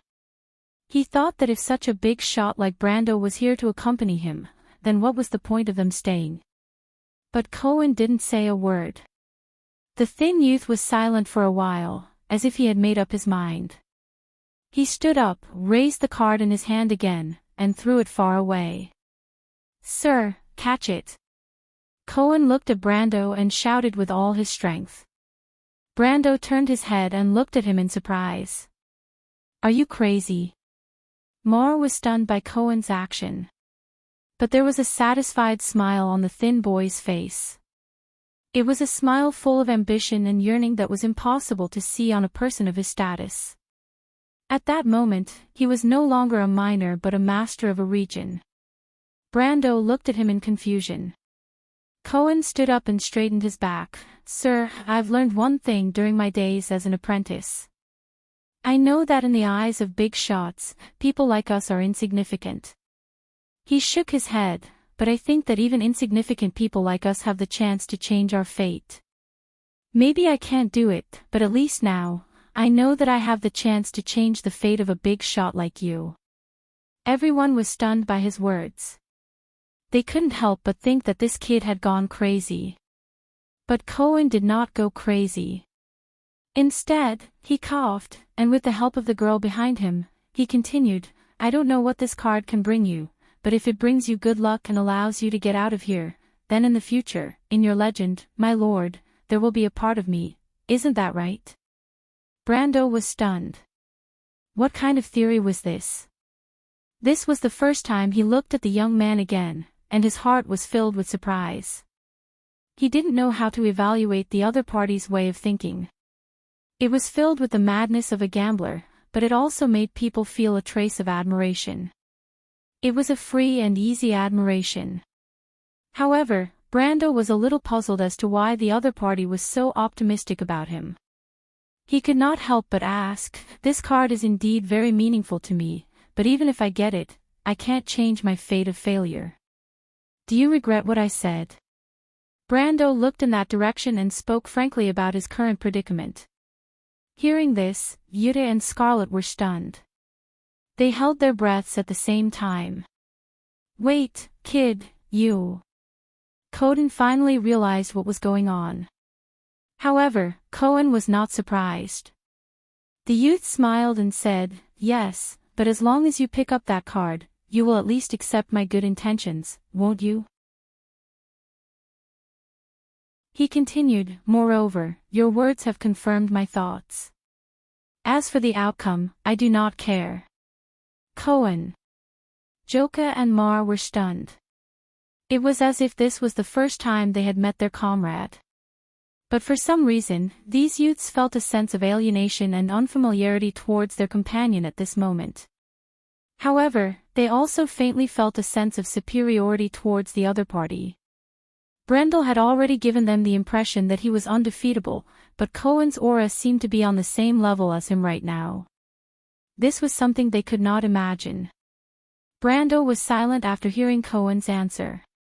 He thought that anyone who had such thoughts was either a madman or a true expert.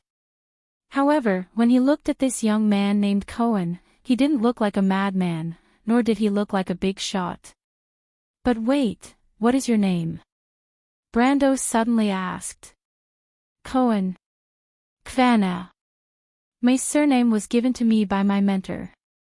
The youth answered. Lord Kvanna. It really is this kid. Brando finally understood. In history, Kvanna grew up in the countryside of Tonajol, but he did not expect him to grow up in the mines. Brando immediately thought of the game.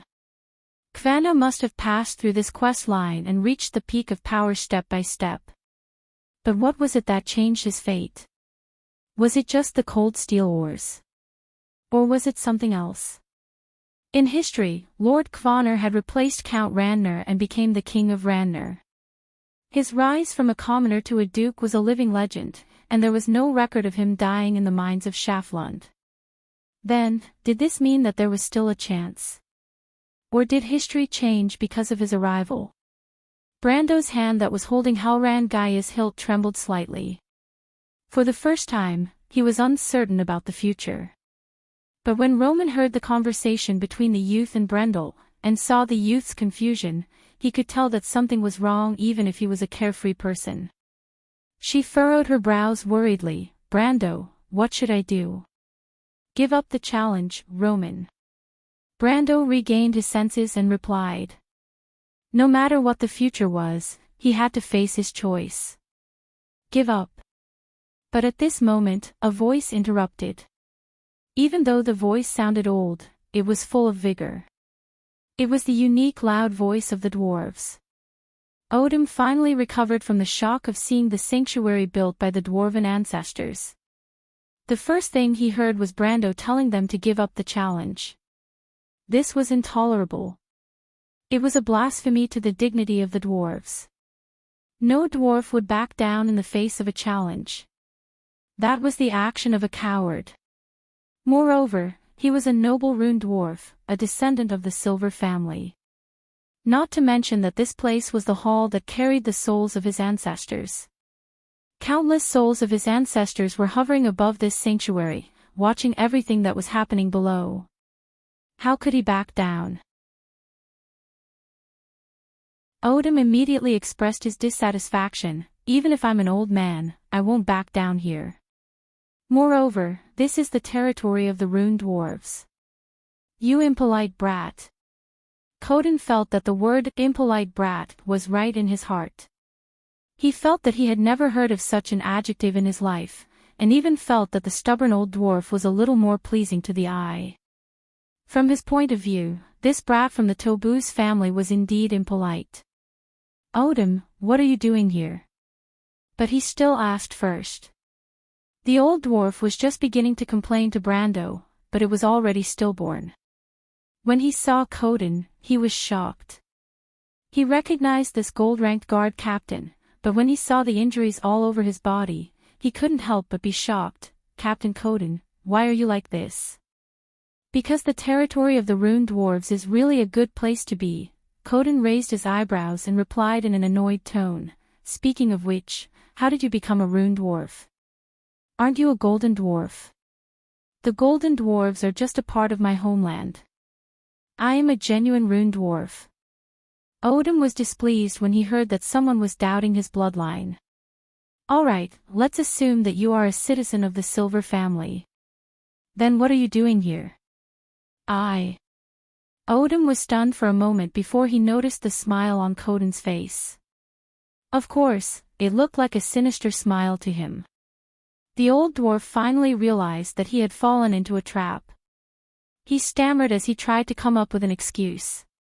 He couldn't possibly say that there was a huge treasure here, and as the only descendant of the rune dwarves, he had the right to inherit it, right? Count Randner would probably make him unworthy of his title as the only descendant of the rune dwarves, or at the very least, turn him from a lively state to a dead one. But just when he was in a dilemma, he saw the Halran Gaia in Brando's hand. The old dwarf's expression immediately changed. See. Soar. He blurted out, but he quickly realized that something was wrong and shouted in Cruz, King of the Earth. Why is this sword here? You know it too. Brando, who had been ignored for a long time, looked at Odom and asked in surprise. There were not many people who knew about the Halran Gaia's inheritance. Even though Odom claimed to be the last descendant of the Rune Dwarves, he had seen too many of these so-called last descendants. Some of them had long forgotten about the inheritance of their civilization, and other than their physical characteristics, they did not have much to do with the Silver family. These people were called the Remnants, and they could be found all over the continent of Wonde. Then again, which of the numerous black dwarves in the land of Vaunt wasn't a descendant of the ancient Golden race? But the Golden and Silver era had long passed. After the Dark era, the current Wonde was no longer the same as what was described in the legends. Of course, sir. The old dwarf looked at Brando and lowered his head slightly for the first time. He could not help but be more respectful, which made Coden feel disgusted. He thought to himself that the old dwarf was even faster than that coward Perkins. But before this, he had personally experienced the old dwarf's stubbornness. The old swordsman's gaze fell on Brando's sword. It seemed that he could only find out the reason from there. But even though the sword was a good one, was it that important? Brando also realized this at the same time. Is it very important to you? The young man gestured at the sword in his hand. But even so, Brando did not intend to give it to him. Not to mention that the sword could greatly increase his strength in the challenge later. Didn't he go through so much to complete the challenge just for this Halran Gaia? Rather than saying it's important, it's more like it's related to a legend. Odom was a little disappointed. He was here for the treasure, but if this sword appeared here, it meant that his treasure was gone. The Rune Dwarves had many treasures, but there was only one related to the Halran Gaia. The old dwarf thought of the legend and could not help but look at Brando again.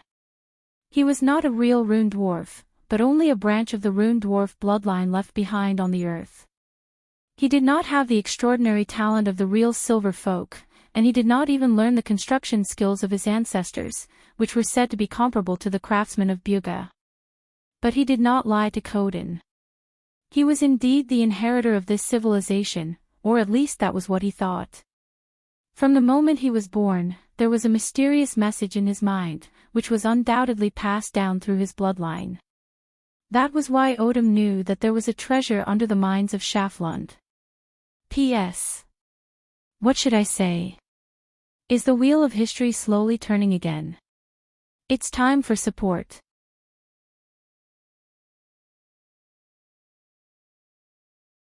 Chapter 324.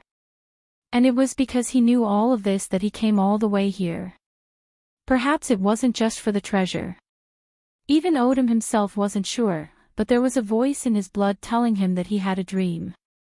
That dream was to return the legacy of the Rune Dwarves to the land of Wonde. It was just like the legend of the revival of the Rune Dwarves. He looked at the sword in Brando's hand and hesitated. The voice in his heart told him that he should believe in the legend, but how could he believe it?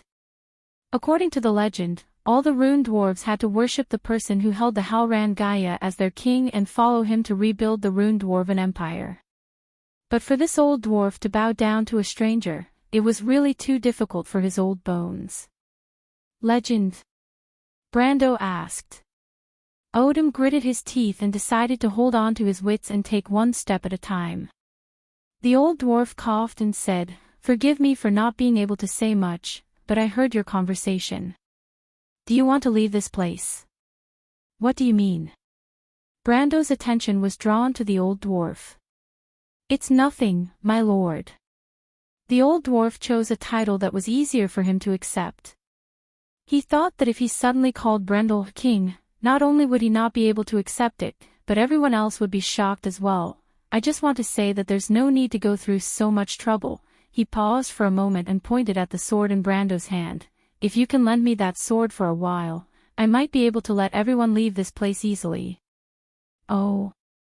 Brando had never heard of such a thing before. He and Metasha looked at each other and saw the suspicion in each other's eyes. It wasn't just them, even the old swordsman beside them asked, "Odom, what are you doing?"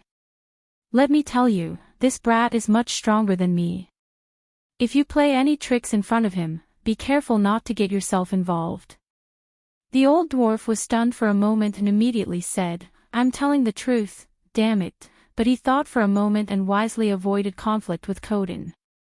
Even though dwarves were stubborn, he wasn't a reckless person. This sanctuary was built by us rune dwarves to store the sword. Since my lord has the sword, leaving this place shouldn't be a problem. "Is there such a thing?" Brando asked. He didn't know that the Arena of Destiny had such a setup. "Of course, but my lord, you won't be able to do it. You know that the silver legacy is actually left for the descendants of this bloodline. Even though you are the descendants of the people of order, you are still of a different race." The old dwarf's attitude towards Brando was clearly different, "But I'm different. I have the blood of the rune dwarves flowing in my veins. With that sword, I might be able to open this space." Brendel turned to look at Coden, but the old captain seemed to be hesitating. Even though he had interacted with Odin before, the only thing he knew about him was his stubbornness. Even the old man himself wasn't sure if he knew what kind of person Odin was. However, the young man had already made up his mind. The sword was his spoils of war in this space. In the game, the power of the laws protected this, and he believed that it would be the same here. He thought that even if he gave the sword to the old dwarf, he wouldn't be able to play any tricks. Moreover, the old dwarf's words made his heart skip a beat. The old dwarf's words were not without reason. In the past, he had never heard of such rumors in the game. That was because there were no silver or gold bloodlines among the players, so it was natural that they wouldn't trigger such a storyline in the Sanctum. Therefore, Brando only pondered for a moment before throwing the sword over. "Try it," he said. "It would be best if they didn't have to stay here." Thinking of this, he couldn't help but look at Cohen. Could this be the turning point of history? "What's wrong, sir?" Cohen noticed his gaze and asked. "Looks like you're quite lucky," Brando said to him. "Are you so sure that he can do it?" The young man watched as the dwarf took the sword and walked to the center of the arena. He turned around and looked at Brando in confusion. "No," Brando shook his head, "I only believe in history." "History?" Cohen asked in disbelief. However, Brando did not answer him. Instead, he raised his hand and a gust of wind wrapped around the card of fate on the ground and flew it towards himself. He reached out and caught the Fireclaw Lord card and said to himself in his heart, "Frowny face system notification, reward obtained." Then, he smiled faintly. "My lord." Medisha noticed Brando's expression and was puzzled. In her heart, Brando was not someone who would be happy over such a small gain. Brendel did not answer her either. He only looked up at the center of the arena. At the same time, the old dwarf had already raised Halran Gaia with both hands. The voice in the sky echoed again, "Mortal, do you accept the challenge?" "Of course." Odin's words gave everyone a fright. But this time, the challenge did not come as expected. After a moment of silence, the voice in the sky asked, "I seem to sense a familiar aura from your body. Are you our descendant?" "Yes, the souls of my ancestors in Chongshan," the old dwarf replied. "Like you, I am a citizen of the mountains and rocks, a child of metal and fire. For thousands of years, we have endured hardships in the wilderness, but in the end, we managed to overcome all difficulties to come here, just so that our souls can enjoy a moment of peace, because this is our origin, my homeland." The arena was silent for a moment, but then the voice roared, "Peace. No, the time has not come yet." His voice rumbled like thunder, as if enraged, causing everyone to stagger from side to side. "Our descendants in the wilderness, you will have to continue trekking until the time comes, and your souls will return to the holy sanctum. The time has come, the souls of my ancestors in Chongshan." "Is that so?" A voice suddenly sounded in the air, and the entire space buzzed. The old dwarf hesitated for a moment and looked back at Brando.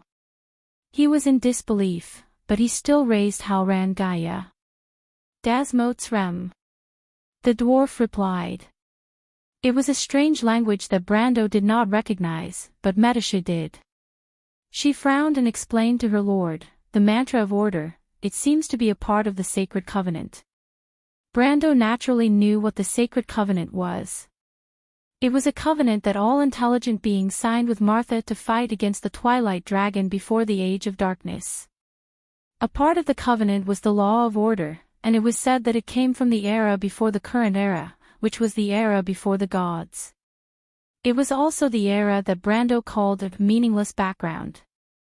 After the sacred covenant, the forces of justice signed another sacred covenant to fight against the Twilight Dragon, but that agreement was written in the ancient language and was far inferior to the original one. The sacred covenant was a divine weapon that symbolized the law of order. But after Odin said those words, the entire space shook, and everyone felt that the space around them was loosening.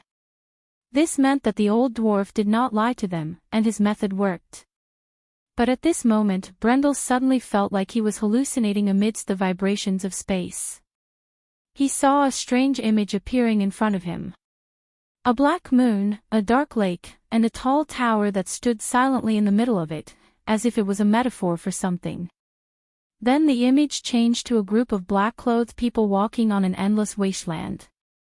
Then, he saw a row of black words, 16, the tower. The lost moon has taken away the light.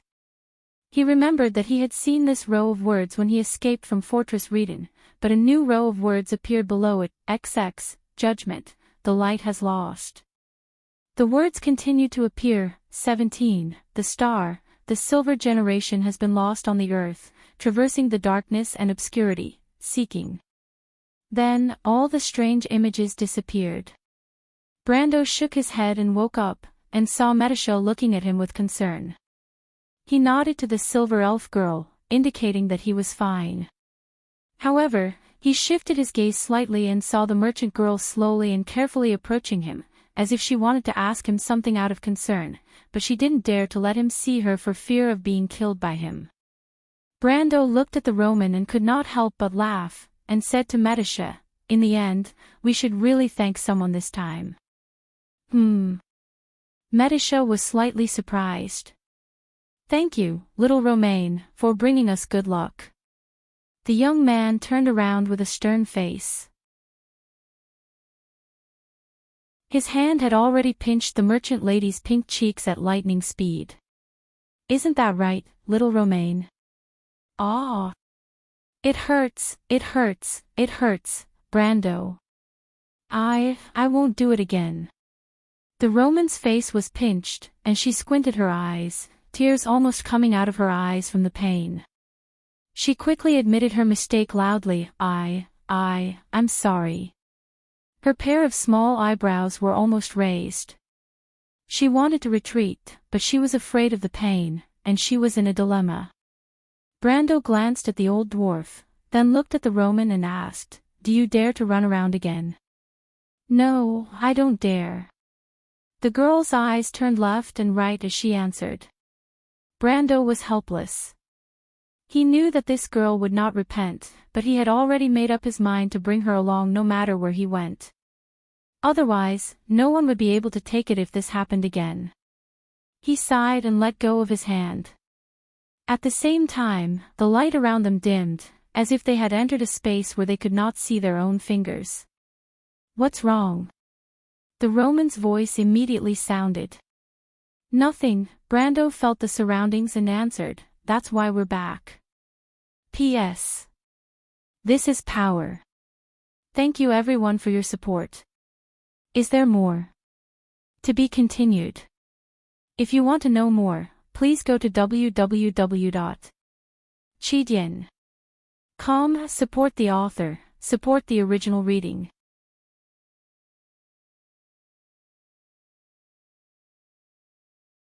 Chapter 325. In the last few days of autumn and early winter, Paydarson was already desolate. The trees were already bare, but the forest was like a monster with its fangs and claws on both sides of the road. The sound of horse hooves came from afar. 11 Night parted the white fog and broke into the silent morning. To ensure speed, the riders kept their mounts running at a small pace, but did not gallop. There were about 100 miles from here to Luda, and they had to maintain their horses. Except for the rider in the middle who carried a long black cloth bag, the others were fully armed. Swords and crossbows that flashed with cold light occasionally peeked out from under their long cloaks. The knight was on high alert and looked around from time to time. The forest in early winter was cold and bleak, but there were still wolves in the forest. The knight kept moving forward and soon came to a small river.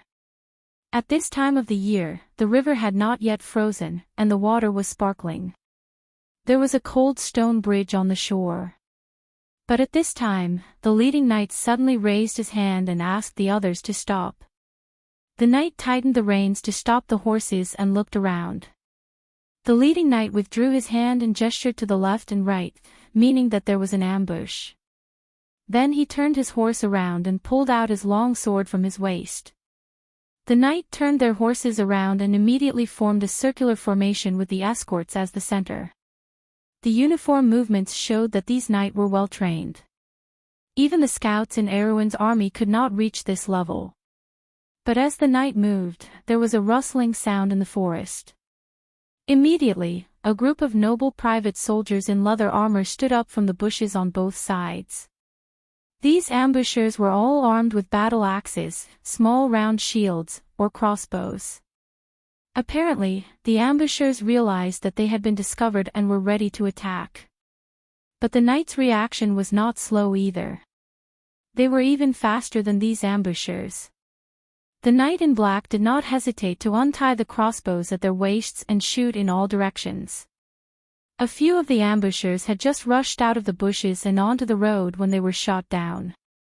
The knight's archery skills were excellent, and they continuously turned their horses around to fire arrows in all directions. Many of the ambushers were shot in the throat, and the corpses quickly formed a circle around them. But the Aween cavalry's crossbows had limited ammunition, and the private soldiers seemed to be aware of this. After 5 rounds of shooting, they let out a battle cry and rushed out of the forest. However, the knights were not in a hurry. They lifted their cloaks with their left hand and pulled out a hand axe with their right hand. They threw it forward in unison. A series of screams resounded through the sky, startling many birds that were still in their dreams. They flapped their wings and flew out from the surrounding forest. The ambushers were caught off guard, and the front row of people fell instantly. Quick! Go, they are out of weapons. Don't give them a chance to reload their bows. But the pungent smell of blood in the cold morning air only excited these fugitives. Some of the nobles' private soldiers shouted madly. They had an absolute advantage in numbers, almost 10 times the number of their opponents. Even if they had to sacrifice a lot of lives, they would still kill their opponents. The knight's calmness had angered these people. The ambushers rushed forward in a frenzy, trying to turn the battle into a bloody melee. But they found that things were not as they had imagined. Their opponents were far stronger than they had imagined.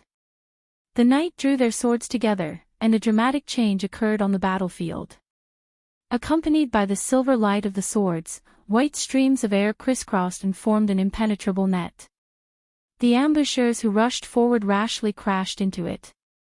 Then, flesh and blood splattered everywhere. Broken bodies and limbs fell backward, making it look like a rain of blood was falling from the heads of the ambushers. Many of the ambushers were completely stunned. They were told in advance that their opponents were a group of knights from the kingdom. But no one told them that the knight's strength was at the peak of the silver level. At first, the nobles' private soldiers could still rely on inertia to rush forward to the knights who were as cold as the Grim Reaper. But in less than a moment, the morale of this motley crew had completely collapsed. Before they could get close, they had lost nearly 1/3 of their men. Once their feverish heads cooled down, these nobles' private soldiers realized the horror of their opponents. Without further reminders, they scattered. They even fled faster than when they came, at least twice as fast. The battle ended quickly. The leading knight stopped and took a deep breath of the bloody air. He raised his hand to stop his men from chasing. But how many ambushes had they encountered along the way? Chasing after them was also meaningless. They wouldn't be able to catch any valuable targets, not to mention that their own mission was the most important. All the knights stopped. They checked their left and right, then bent down to wipe their swords on the corpses before sheathing them. No one spoke during the entire process. Only the sound of horses rubbing their noses could be heard. The leading knight's gray eyes swept across the battlefield. He looked at the corpses that littered the ground. These nobles' private soldiers did not have any obvious markings on them to indicate which side they belonged to. They also did not have any banners. They looked more like a group of bandits. But bandits were not so well trained. Then, he pulled down the hood of his cloak, revealing a middle-aged man's thin and pale face. He looked back. The rider they were escorting patted the long black bag on his back as a sign of safety. Then, the rider looked up and pulled down his hood. It was a young man's face. To be precise, Brando knew the owner of this face as well. He was Terst, Viscount Terst. But the Viscount's appearance had changed. He had lost a lot of weight over the past month. His complexion had also become paler. His eyes seemed to be burning with a lake green flame. Safe. If Brando was here, he would definitely be shocked by the Viscount's words. His voice was hoarse and dry, as if someone had poked a hole in his throat. The young man sniffed as if it took a lot of effort for him to speak. "Who are these people?" the middle-aged man asked as he looked at the corpses on the ground. "Duke Erec's men," Terst replied with a hoarse voice. "Him." The middle-aged man paused for a moment. "Wasn't that old bastard trying to get on our good side?" "Nobles are all two-faced bastards. You don't need to look at me. I'm the same. So don't trust me. If there's a chance, I'll definitely stab you in the back." The middle-aged man smiled. "Interesting. But don't worry, I only trust my own men." Humph, Terst did not even look at the man. He pulled up his hood and prepared to leave. But at that moment, the young Viscount froze. He saw a flash of green light in the forest, and his expression immediately became very bad. "Behind you." Terst put down his hood and warned the middle-aged knight. The leader of the knight turned around, but it was too late. The green light hit him squarely in the chest. The middle-aged man was shocked at what kind of sorcery this was, but his expression was frozen in that moment. Terst saw the leader of the knights turn into a stone statue in front of him. "That bastard is here." The young Viscount's heart raced. He knew who it was as soon as he saw this familiar scene. That nightmarish memory was still tormenting him, but he didn't expect that the nightmare would become reality again. He almost wanted to run, but his hands and feet seemed to have grown roots, and they didn't listen to his command as if they were possessed. Then, he saw the monster covered in emerald green armor coming out of the forest. All the knights were stunned. Of course, they saw what happened to their captain, but such a strange way of attack was beyond everyone's understanding. They didn't know what to do at this time. Guard against it. But no one dared to say that they had a better defense against that green light. They wanted to avenge their leader, but who knew what the enemy was capable of? The knights froze in place for a moment. But the Emerald Knight did not seem to appreciate their kindness. He walked step by step towards Terst, who was in the center of the knight's protection. Facing the approaching knight, the young Viscount who possessed the strength of a beginner gold tier realized that he was so frightened that he could not move at all. It was so difficult for him to even utter a single word from his throat. "You," just as he managed to squeeze out a word, one of the knight couldn't take it anymore and attacked the Emerald Knight. However, the other party merely raised his hand and blocked his long sword. Then, the knight was sent flying along with his horse, crashing into a black pine tree not far away. After that, there was no more sound from him. The Emerald Knight's move shocked everyone, but it also made the knight realize that this was an enemy. The knights shouted in unison and stabbed their swords at the knight. But before the swords could reach him, they were blocked by a layer of green light around the Emerald Knight's body. It was a top-grade magic armor. Everyone's heart sank. The outer layer of top-grade magic armor had a powerful magic defense. This kind of protection could not only defend against ordinary magic attacks, but could even block physical attacks like swords and sabers. In Erewhon, this kind of armor was only made by the royal alchemists during the golden age of the kingdom. It was extremely rare, but the person who owned it was definitely not a simple person. The knights' hearts sank as they tried to guess who the enemy was. Unfortunately, they didn't realize that their days were numbered. Terst couldn't even open his mouth to warn them because the knights had already noticed that their swords, including their magic swords, were slowly being petrified. This discovery scared them out of their wits. Some of them quickly threw away their swords, but it was useless. In the end, the dozen or so knights turned into stone statues. Terst felt like he was going to collapse when he saw this scene. But in reality, when the Emerald Knight slowly approached him, he realized that he wasn't losing his mind. Although he wished that this was a dream. The Emerald Knight slowly approached his horse and stared at him. He didn't speak, nor did he attack. He just stood there motionless. If you want to know what will happen next, please go to www.chidian.com. There are more chapters. Support the author. Support the original reading.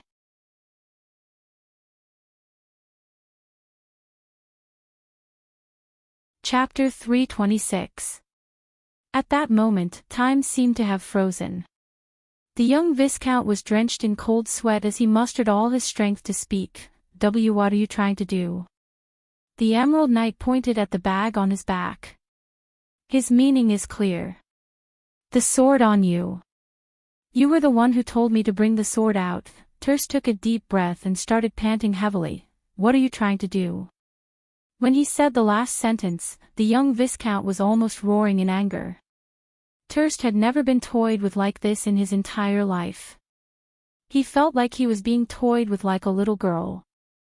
Instead of playing games with this freak, he would rather be killed by the other party. But when he saw the petrified captain not far away from him, Terst couldn't help but shudder. The Emerald Knight's face was expressionless. Of course, his cold mask didn't reveal any emotions. He pointed at the long bundle on Terst's back and pressed on his chest.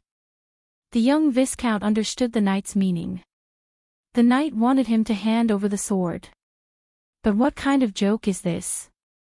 If I hand over the sword, how am I going to answer to the other senators and elders in All for One?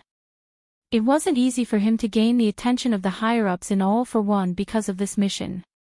Otherwise, they wouldn't have sent an entire squad of elite knights to protect him. But now, not only did he lose these knights, he might also lose this important thing. If this matter is pursued, no matter what his status in All for One is, he might not be able to walk away unscathed. He might be the Holy Son, but he wasn't the only one.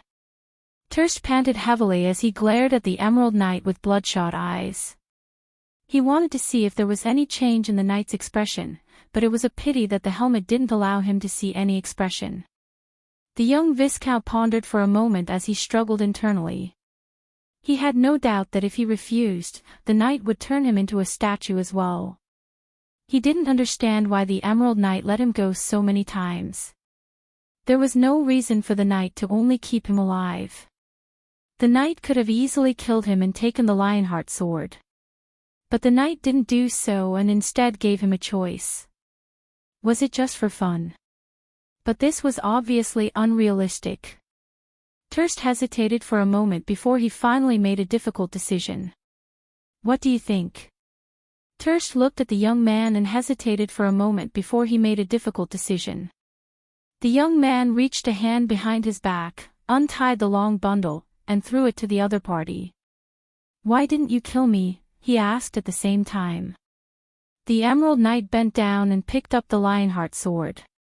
It was as if he wasn't afraid of Terst's sneak attack at all. Terst took a deep breath and suppressed his urge to attack. The unimaginable strength displayed by this monster made him unable to even muster the will to resist. Of course, it wasn't that he didn't resist, but the result was a crushing defeat. He had already experienced this feeling once on the island in the middle of the lake. The Emerald Knight glanced at Terst. "You're not willing to accept your fate, but you're willing to bow to the other side?" the Emerald Knight asked. This was the first time Terst heard the Emerald Knight speak. His voice was muffled under the helmet, and he couldn't tell whether he was male or female. "Which side?" Terst frowned, a hint of dissatisfaction flashing in his dark green eyes. The young Viscount was ready to throw caution to the wind. The worst that could happen was death. He didn't even care about the punishment from the Unifying Guild. He handed over the Lionheart sword to the Emerald Knight because he wanted to know why this monster was so against him. There's nothing wrong with being rebellious towards the world, but to be used by others because of that is foolish. The Emerald Knight replied. "You're talking about the Unifying Guild?" Terst asked. "I'm just using them." "Weak." The Emerald Knight picked up the Lionheart sword and walked towards the river. Terst watched as the strange knight walked towards the stone bridge and threw the Lionheart sword into the cold water. At that moment, he thought the knight had gone mad, but he quickly calmed down. What did it matter if the knight was mad or not? The Knight of the Lake's last sentence was still echoing in his mind. Weak? Terst felt that he was indeed weak, but he suddenly smiled bitterly. He couldn't help but think about how he should deal with the punishment from the Unifying Guild. He raised his head again to look at the culprit who had caused all this trouble. But the Emerald Knight was nowhere to be seen. For a girl like Freya who came from the countryside of Bucci, the days in the Royal Knights Academy seemed to pass faster than anywhere else. The withered leaves on the trees were dyed a golden red yesterday, but in the blink of an eye, they were all gone. This was the resting time between training sessions, and the future goddess of war was sitting on the stone steps in a daze. She rested her chin on the hilt of her sword, hugging it with both hands as she stared at the dark green mountains in the distance. When she saw the bare shadows of the trees, she realized that winter was coming. It had been almost half a year since she came here. She thought in a daze. She slowly got used to the life here, and the change in her mentality made her ignore the changes in her surroundings. The summer leaves were lush, the autumn leaves were red, and the winter leaves were withered. A year had passed just like that. Her daily life had become as boring as an ascetic. In order to become stronger, she had pushed away all activities. Every day, she would train, and rest. This future goddess of war was trying her best to reach her goal. She couldn't tell if it was for the sake of everyone in Bucci, or if it was just because of the young man's expectations for her. But every time she thought of Brando's gentle and caring gaze, Freya's heart skipped a beat, and she felt as if she couldn't breathe. Sometimes, she felt that it was too embarrassing for her to be like this, but she couldn't get rid of his shadow.